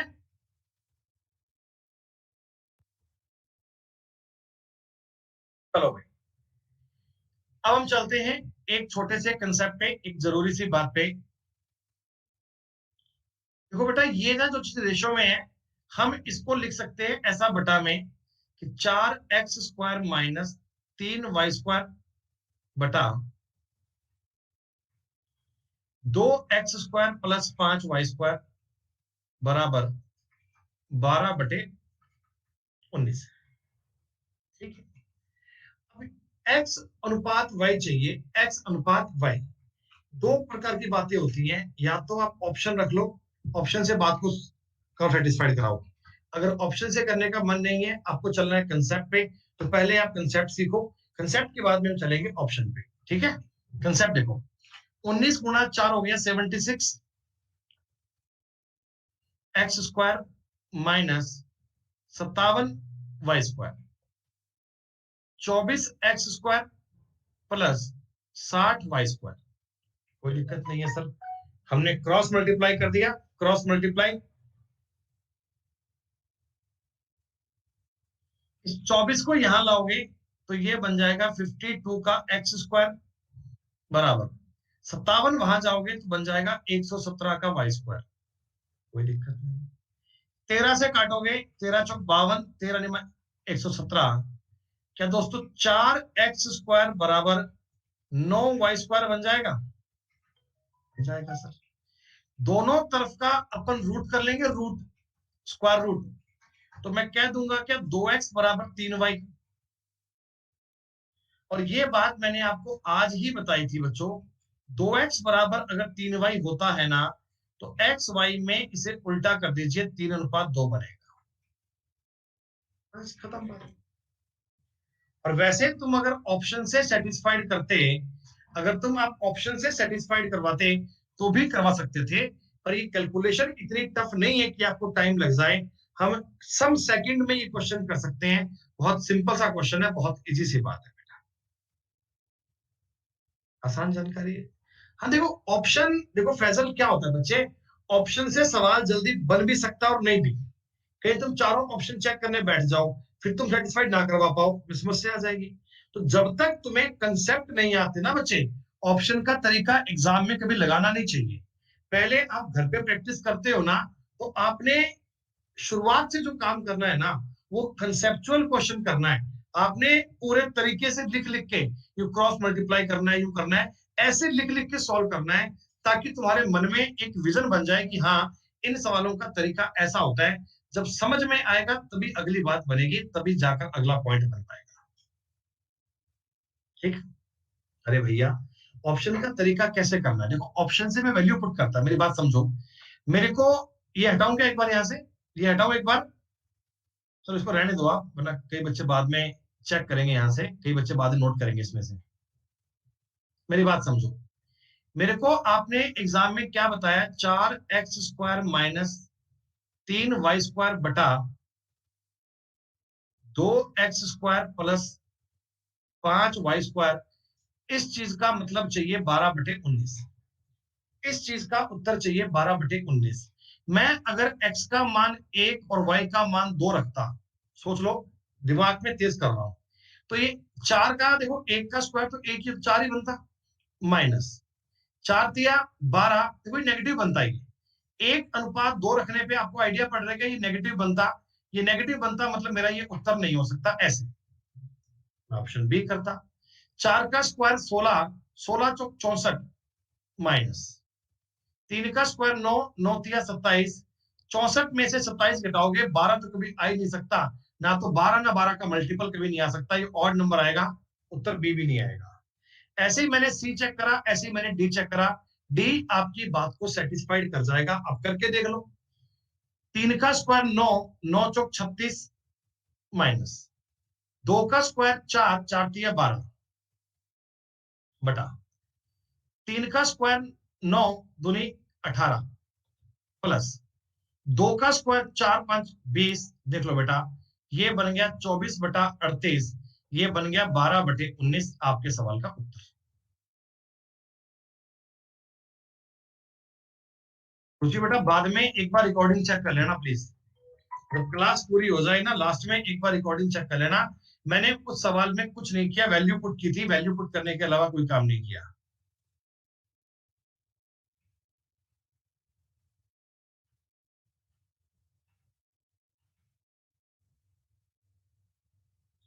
ये सवाल आपको समझ में आया? हमने तरीके से बताया, फिर आपको बताया कि ऑप्शन से, लेकिन आप कंसेप्चुअल करना भैया, आप कंसेप्चुअल पढ़ना। मुझे बताओ, इस सवाल में एक्स और वाई के मान रखना पॉसिबल है क्या आपके लिए?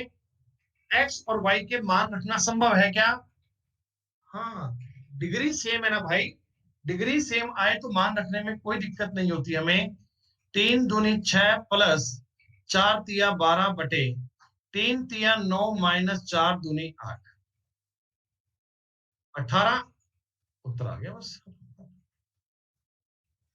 किस एंगल से मैथ टफ लगती है आपको, मुझे समझ में ये नहीं आता।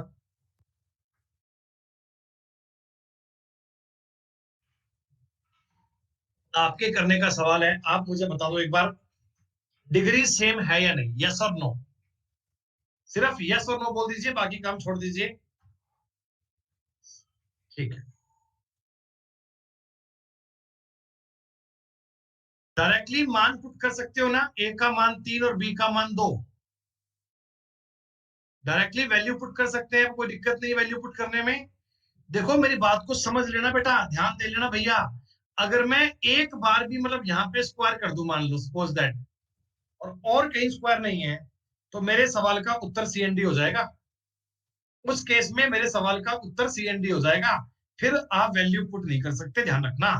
हाँ, अगर सब जगह स्क्वायर हो तो भी मुझे कोई दिक्कत नहीं है, मतलब सारा सवाल अगर एक जैसा बने तो उत्तर आएगा, एक जैसा नहीं बने तो मेरे सवाल का उत्तर नहीं आएगा। ठीक है,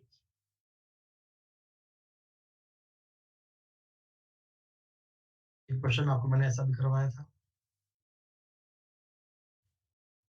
चलो, इसको तो कर लोगे ना आप? क्या सारे बच्चे जितने लाइव, मुझे बताओ 34 नंबर तक के सवाल में, 34 नंबर तक की बात में आपको समझ में आ गया? जितने बच्चे पहली बार पढ़ रहे हैं उनके भी कुछ कुछ कंसेप्ट क्लियर हो गए होंगे बेटा।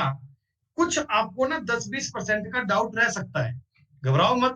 गणित ऐसा ही विषय है कि पहले मैंने आपको बताया, फिर बाद में आप क्वेश्चन पीडीएफ में से सॉल्व करोगे, बाद में आपसे कुछ क्वेश्चन हो पाएंगे, कुछ सवाल रह जाएंगे, जो क्वेश्चन रह जाएंगे उनको मैं दोबारा आपको बताऊंगा, तो वो एक नेचुरल चीज है। वो डाउट अगर है ना बेटा, घबराने वाली कोई बात नहीं है। वो सेकंड टाइम आप पूछेंगे तो आपके सारे डाउट क्लियर हो जाएंगे, घबराने वाली कोई बात नहीं है।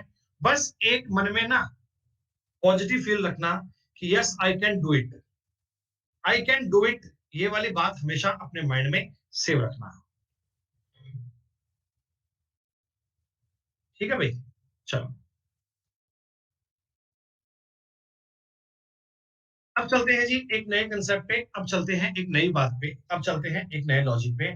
और जो लॉजिक तुम्हें अब बता रहा हूं ये वास्तव में बहुत बढ़िया वाला होगा। आंसर मतलब बेटा आंसर की दूंगा, सोल्यूशन नहीं होगा।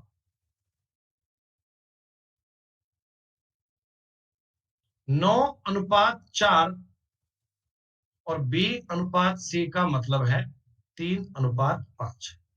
कल की क्लास में अगर आओगे बच्चों, कल की क्लास अगर ज्वाइन करोगे, कोई बालक को अगर आज समझ में आए तो कल की क्लास भी पढ़ लेना। लेकिन कल की क्लास वही बच्चे पढ़ना जो पीडीएफ सोल्व करके आए। अदरवाइज बेटा पढ़ने का मतलब नहीं है, कोई फायदा नहीं है। सुनो मेरी बात, ए और बी का जो रेशियो है ना, ए और बी का जो अनुपात है ना, वो है जी 9:4। ठीक है। B/C का मतलब है 3:5। तो हमसे कहा ABC ज्ञात करो, ABC को चेक करो। बेटा यहां पर तुम्हें सबसे बड़ी बात क्या देखनी है कि A और B तो मुझे अलग बताया, B और C मुझे अलग बताया, और यहां इन तीनों को कंबाइंड करवा रहा है, यहां इन तीनों को मर्ज करवा रहा है। तो जरा बच्चे आप मुझे सोच के बताओ कि B जो है B, ये दोनों जगह इक्वल होना चाहिए क्या? फर्स्ट वाले में सेकंड वाले में बी का मान समान होना चाहिए क्या? भाई बी तो बी होता है, वो तो बराबर ही होना चाहिए, उसको तुम अलग अलग कैसे कर सकते हो? तो इस वाले में तो बी कितना है 4, इस वाले में बी कितना है 3। तो क्या मैं इन दोनों को इक्वल कर लूं क्या?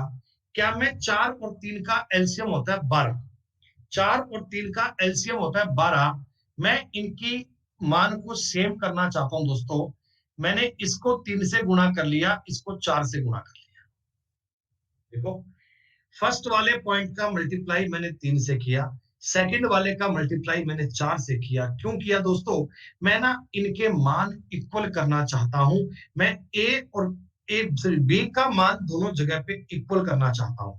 अब देखो ये कितना बन गया, 9 तिया 27, 4 तिया 12, इसका 4 तिया 12 और 5 चौका 20। क्या दोस्तों दोनों जगह अब बी का मान बराबर है ना? अब मुझे इनको लिखने में कोई हर्ज नहीं है, मैं लिख दूंगा 27, 12, 20। हम ऐसा बोल देंगे कि A/B/C क्या बनेगा, तो हम कहेंगे 27/12/20। आपने एक तरीका और पढ़ा होगा कि सर सबसे पहले आप इसको ऐसे लिखो ABC, 9 4, इनको लिखो 3 5, और वो कहते हैं ना इनको ऐसे गुणा करो। हाँ उल्टा एन बनाओ, इनका गुणा करो आप 27, इनका गुणा करो 12, और इनका गुणा करो 20, ऐसे।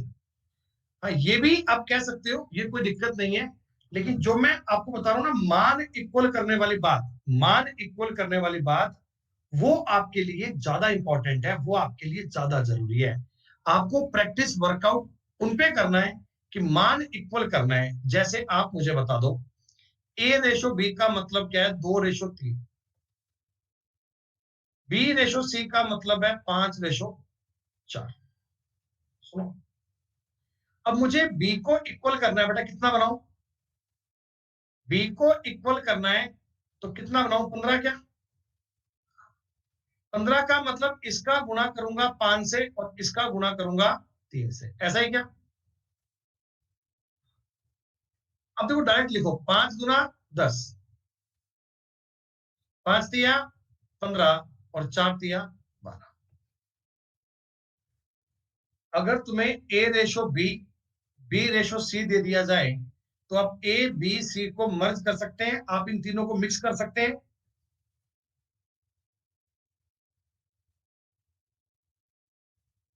ठीक है,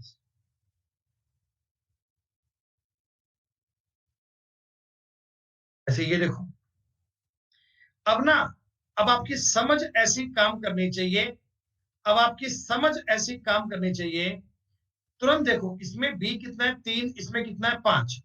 क्या दोस्तों इसका मल्टीप्लाई 5 से होगा और इसका मल्टीप्लाई 3 से होगा क्या? 7 5 35, 5 तिया 15 और 6 तिया 18। कितनी देर में आपका आंसर आया? कितनी देर में आपने चेक कर लिया इसको? 5 सेकंड में, 4 सेकंड में, कुछ टाइम तो लगता ही नहीं है। आपने क्या समझा बेटा? उस चीज को दोनों तरफ इक्वल करना है, उस चीज का मान दोनों साइड में इक्वल करना है। मान अगर इक्वल होगा तो आपकी चीजों को सॉल्व करने में समय खर्च नहीं होगा बिल्कुल भी। मान को इक्वल करना आपके पल्ले पड़ना ही चाहिए भाई साहब, मान को इक्वल करना आपकी समझ में आना ही चाहिए। अपने खास 4 4 एलिमेंट आ गए, अब क्या करें? तो जरा गौर करना, तुम्हें वो बार बार लिखकर ऐसे मल्टीप्लाई मत करना बेटा, लिखने वाला काम थोड़ा लेंदी बन जाता है, टाइम टेकिंग बन जाता है। 3:4 है,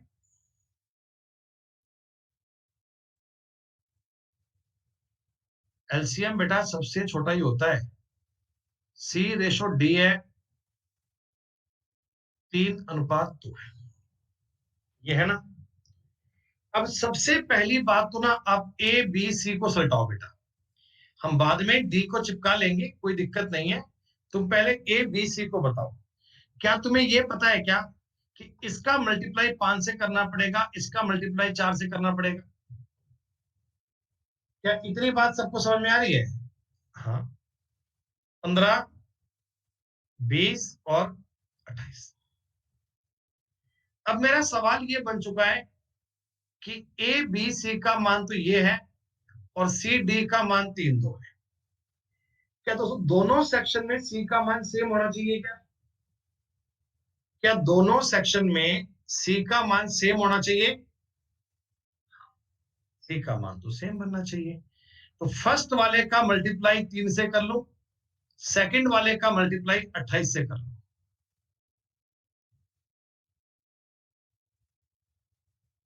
क्या बनेगा?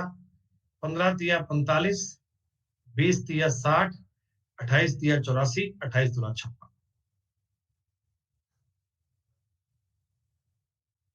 हमने क्या बताया? हमने कहा जी हम उस चीज का मान करेंगे इक्वल, हम उस चीज का मान करेंगे बराबर, हम उस चीज को ऐसे सॉर्ट आउट करेंगे। ये तरीका बताओ एक बार समझ में आ रहा आपको? मान इक्वल करने वाला, पहले मैंने बी का मान इक्वल कर लिया, फिर मैंने सी इक्वल कर लिया।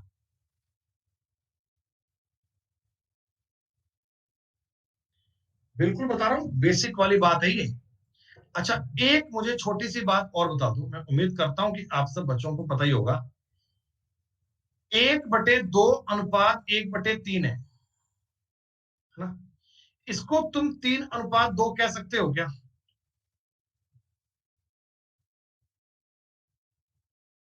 कैसे कहोगे?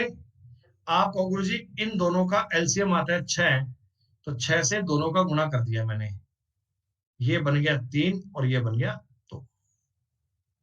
ऐसे होता है ना? हो गया पेन। हाँ हाँ, क्रॉस मल्टीप्लाई। नहीं भैया, आज अपनी 6 बजे वाली क्लास नहीं है एक्चुअल में। एक थोड़ी समस्या आ गई है। हमारे एक रिलेटिव है, मतलब बड़े मेरे खास जीजा जी हैं, मेरे रियल जीजा जी हैं। तो उनकी थोड़ी तबीयत खराब हो गई है, स्वास्थ्य में थोड़ी प्रॉब्लम हो गई। तो अभी वो गांव से चले हुए हैं, होम टाउन से चले हुए हैं। अभी वो जयपुर पहुंच रहे हैं बेटा, 5:30 6 बजे तक जयपुर पहुंचेंगे वो। तो तुरंत उनका कहीं ट्रीटमेंट करवाना है हॉस्पिटल में, तो वहां जाना पड़ेगा बेटा मुझे। साथ में पापा भी आ रहे हैं, सब लोग आ रहे हैं।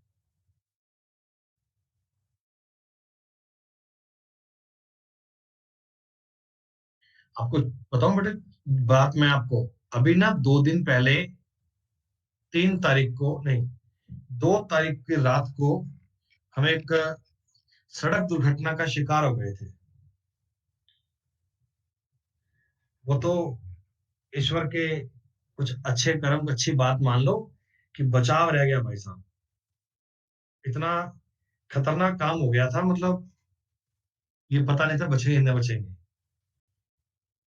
अरे ध्यान तो रखा हुआ था, पता है क्या हुआ? मैंने बताया ना कि मेरे पहले सिस्टर यहाँ पे जयपुर आए हुए थे, सिस्टर मेरे भांजे सब जयपुर ही थे। तो हमारे पास शाम को करीब करीब 6:30-7 बजे फोन आया गांव से, दीदी के घर से, कि जीजा जी की तबीयत खराब हो गई, एकदम से कुछ ज्यादा वॉमिटिंग हो गई, कुछ प्रॉब्लम ज्यादा हो गई, तो उनको तुरंत कहीं हॉस्पिटल भर्ती किया है। अब दीदी को ऐसे होगा कि भर्ती किया हॉस्पिटल में, पता नहीं कैसे तो क्या हो गया। तो दीदी बोली उनको अभी जाना है, अभी जाना है तुरंत, वहां चलते हैं अपन। रात का सफर था, तो दूर पड़ता है मेरा गांव, यहाँ से मेरा गांव पड़ता है जयपुर से 400 किलोमीटर। तो मुझे लगा कि इस टाइम, रात के टाइम पे गाड़ी खुद ड्राइव करना सेफ जाना सही नहीं है। रात को नींद आ जाए, कुछ और हो जाए, मतलब थके होते हैं जब अपन, तो अपन क्या करते हैं, टैक्सी कर लेते हैं, कैब कर लेते हैं। तो मैंने एक परिचित को फोन किया, उनसे मैंने कैब मंगवा ली। रात को 9:30 बजे कैब मेरे घर पे आई, मैं, मेरी सिस्टर, मेरे दो भांजे, हम गाड़ी में बैठे और अपने चल दिए गांव की तरफ। मुझे, मैं प्लान दीदी को छोड़कर सुबह उल्टा आ जाऊंगा जयपुर काम पे। अब रात को जब ये जा रहा था हम सफर पे, करीब, मैं जाग रहा था, मैं आगे बैठा था सीट पे, ड्राइवर गाड़ी चला रहा था, मैं जाग रहा था ऐसे कि मतलब ऐसे बैठा हूँ, मैं भी सोऊंगा नहीं, मुझे नींद नहीं आएगी, ताकि बैठा रहूंगा, मुझे नींद नहीं आएगी, ताकि ध्यान रहेगा। लेकिन वो ना, करीब करीब 3 बजे के आसपास कुछ ऐसा आंख लग गई भाई साहब। 3 बजे के आसपास ऐसे आंख हल्की सी लगी थी, 5-4 मिनट ही हुए थे, इतने में जोर से गुड़ गुड़ गुड़ गुड़ से जोर से हुआ, और सब डर गया, मुझे धमाका से हुआ, रुके क्या हुआ? जब देखा तो हमारी गाड़ी रोड से कम 30 फीट दूर टिब्बों में, मतलब मिट्टी के बीच में धसी हुई थी। मैंने कहा भाई साहब ये क्या हो गया? तो ड्राइवर कह रहा भाई साहब मेरी भी आंख लग गई। अब जैसे ड्राइवर ने, मैंने कहा ना मेरी आंख लग गई थी, ड्राइवर ने कहा कि मेरी भी आंख लग गई। और भाई साहब उसने कहा कि मेरी भी आंख लग गई, और मैंने झड़ेड़ दिन जब ये कान के नीचे उसके, झड़ेड़ दिन झड़ दिया। झड़ते मेरी दीदी कहती इसलिए इसलिए क्यों मार रहा है? मैंने कहा तू पागल आदमी है, तेरे साथ में हमारी फैमिली है, बालक है, तो इनको मार देता तू तो, पागल आदमी। फिर वो रात में वहां बस रुक गई, कुछ और आसपास ऐसे लोग थे, है ना, वो जैसे बस चलती है ना, बसें रुक गई, लोग और भी इकट्ठे हो गए, तो थोड़ा बचाव हो गया। दीदी को वहां से बैठाया बस में हमने, और उनको करके दफा दफा, मैं रात को उल्टा जयपुर आ गया सुबह तक। ऐसा भाई साहब, वो मतलब, ये तो शुक्र इस बात का है, अच्छा काम ये हो गया कि गाड़ी मिट्टी में जाके धस गई। अगर वहां पे कुछ बोर्ड होता, कुछ पिलर होता, कुछ खंबा होता, कुछ सामने से बस कुछ साधन और आ जाता, कुछ भी हो सकता, मतलब कुछ कुछ भी हो सकता था। ये तो बचाव हो गया कि सब। मैं आपको दिखा रहा हूँ, देखो फोटो है एक ना, ये फोटो है रात के 3 बजे की। आप इस गाड़ी के टायर देखो, आप इस गाड़ी के टायर देखो कि कितने कितने टायर मिट्टी के अंदर है। समझ रहे हो आप? ये रोड से गाड़ी बहुत दूर थी, सड़क से काफी दूर थी, ये दोनों में ऐसे फंस गई थी गाड़ी। अगर तो शुक्र मनाओ भगवान का कि मिट्टी थी, मिट्टी थी, मिट्टी में जाके गाड़ी फंस गई तो बचाव हो गया। अगर भाई साहब इतनी मिट्टी ना होती तो मतलब आपको मैथ कोई और ही पढ़ाता भाई साहब, ये मैथ कहीं और ही चलता अपना, है। चलो ठीक है भाई, ठीक है। चलो शुक्र है, सब कुछ ठीक कुशल मंगल है, बचाव हो गया, बढ़िया, बचत रह गई। लड्डू सो रहा है बेटा। हाँ भाई, ये सवाल बेटा मैंने आपको देखो अभी बताया था, फिर भी आप एक छोटी सी बात और समझना, एक छोटी सी बात को और कैच करना। मैं तुम्हें ये सवाल करने का एक तरीका और बता रहा हूं। देखो अभी तो हम आपको ये कह रहे थे ना कि आपने पहले ए बी सी को मर्ज करना है, पहले आपने ए बी सी को मर्ज करना है। ए बी सी को जब मर्ज किया तो क्या हुआ बेटा, बच्चों की दुआओं ने बचा लिया, ये मान लो। इधर पहले 5 का मल्टीप्लाई करूंगा, 15, 20, और इसमें 4 का मल्टीप्लाई करूंगा, 28। ये तो हमने काम कर ही लिया था। लेकिन सी और डी तो आपको अलग से दिया हुआ है, सी और डी तो आपको अलग से बताया हुआ है। अब हम ये कहते हैं कि सी को भी इक्वल करो, सी को भी इक्वल करो। तो पहले वाले का मल्टीप्लाई 3 से, और बाद वाले का मल्टीप्लाई 28 से करना पड़ेगा। बताओ बताओ बताओ, यही काम करना पड़ेगा क्या? पहले वाले का मल्टीप्लाई 3 से, बाद वाले का मल्टीप्लाई 28 से करना पड़ेगा।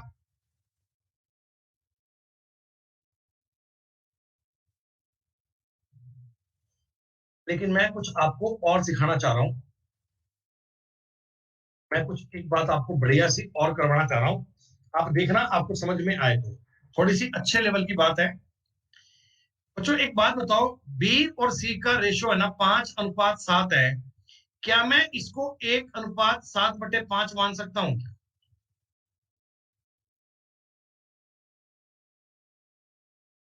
बस बेटा क्लास बची है 5 मिनट की, तो और कर देंगे।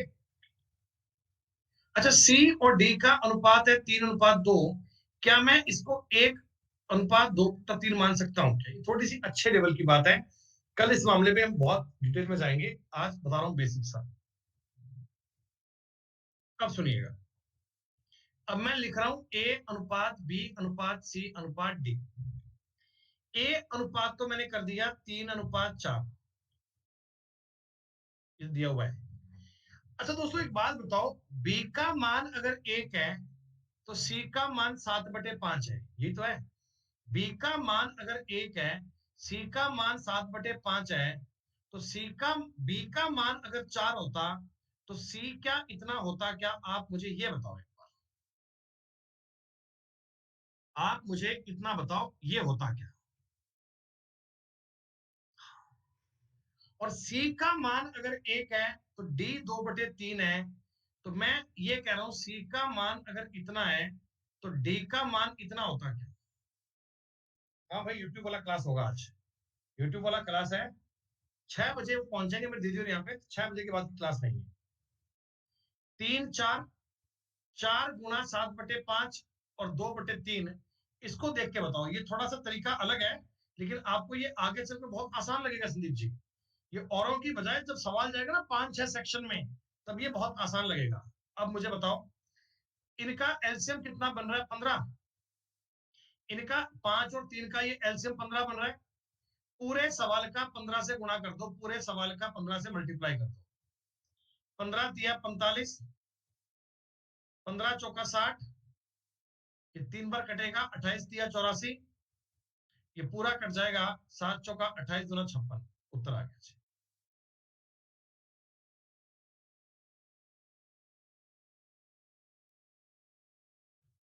शुक्रिया भाई दीपक, शुक्रिया। देखो उत्तर बेटा सेम आया है, उत्तर सेम आया है, लेकिन तरीका देखो, ये एक बटा लिखने वाला कई बार एग्जाम में इस प्रकार की बात भी आपके काम आती है। कई बार इस प्रकार का पॉइंट भी आपके काम आता है। इसको भी आप गौर से देखना, कुछ आपको पॉइंट समझ में आए तो।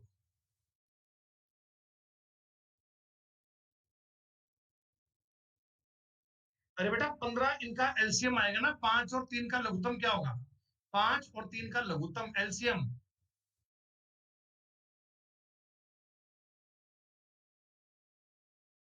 ये देखो, रोड से गाड़ी दूर कितनी है आप देख लो। ये मैं खड़ा हूं ना, अपने अपने फोटो ली मैंने। ये फोटो ली थी मैंने मेन रोड पे खड़े होके, मेन रोड पे। और देखो रोड से कितना आगे दूर जाकर नीचे उधर गाड़ी पड़ी है। अगर वहां गाड़ी ना होती भाई साहब, तो जाने क्या क्या हो जाता।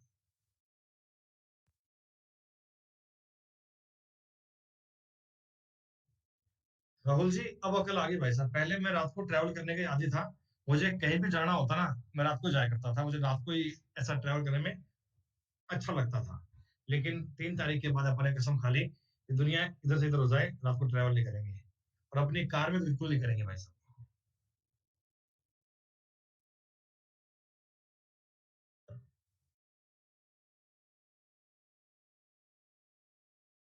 एक बार बताओ छोटी सी बात।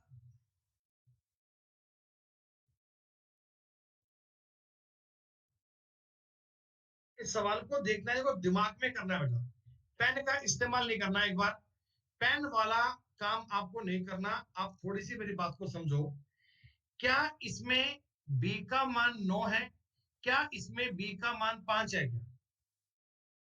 तो ये बी का मान सुटेबल नहीं है। इक्वल करना पड़ेगा, आपको पता है। इसका तो मुझे गुणा करना पड़ेगा 5 से, ये बन जाएगा ए का मतलब 35। इसका मुझे गुणा करना पड़ेगा 9 से, 9 7 63 हो जाएगा। 7 से काट लीजिए, 5:9। बच्चों ये जो रेशो को अपन मर्ज करते हैं ना, रेशो को जो मर्ज करते हैं ना, ये वाला कंसेप्ट अभी मेरा पूरा नहीं हुआ। देखो आज की क्लास का नाम था बेसिक्स ऑफ रेशो। आज मैं आपको केवल वैल्यू सिस्टम क्या होता है ये बताने वाला था कि वैल्यू सिस्टम का कंसेप्ट कैसे निकल के आता है, क्या बात होती है, कैसे अप्लाई करना है। अब मैं आपको आज एक पीडीएफ दूंगा, ये रिपीट सारे कल होंगे बेटा, कल रिपीट होंगे। पीडीएफ में 115 क्वेश्चन है जी, 115। ठीक। आप लोगों का टास्क ये है भाई, कम से कम मिनिमम 35 नंबर तक के सवाल तो आपको करने करने, ये तो मतलब डाउट की बात ही नहीं है। 35 नंबर तो कल तक पूरे हो जाने चाहिए। लेकिन मैं उम्मीद करता हूं कि एक बार ना तुम इनको भी ट्राई करना। आप कल एक बार 50 नंबर तक के सवाल ट्राई करना, सारे बच्चे 50 नंबर तक के सवाल ट्राई करना। जितने कर पाओ उतने बढ़िया बात, नहीं कर पाए तो हम बात करेंगे बेटा कल, उनकी चर्चा करेंगे कल। आप ये मान लो कि आज मैंने आपको 35 नंबर तक पढ़ाया है, और कल मैं आपको ये जो रेशो मर्ज करते हैं ना, ये सारा कंसेप्ट बताऊंगा डिटेल में बहुत आराम से। कल की क्लास रेशो की पहली क्लास होगी, तो कल की क्लास आप सबको जरूर अटेंड करनी है। बच्चों मैं उम्मीद करता हूं कि सेशन आपके लिए हेल्पफुल रहा होगा। थोड़ी सी बात आपने आज समझ ली होगी। कल हम रेशो का और जरूरी पार्ट पढ़ेंगे। कल की क्लास बहुत जरूरी है, ड्रॉप नहीं करना किसी भी हाल में। कल की क्लास जरूर ज्वाइन कीजिएगा। ठीक है बच्चों, चलो भाई, नमस्कार, धन्यवाद, थैंक यू, शुक्रिया, जय हिंद, जय भारत बच्चों।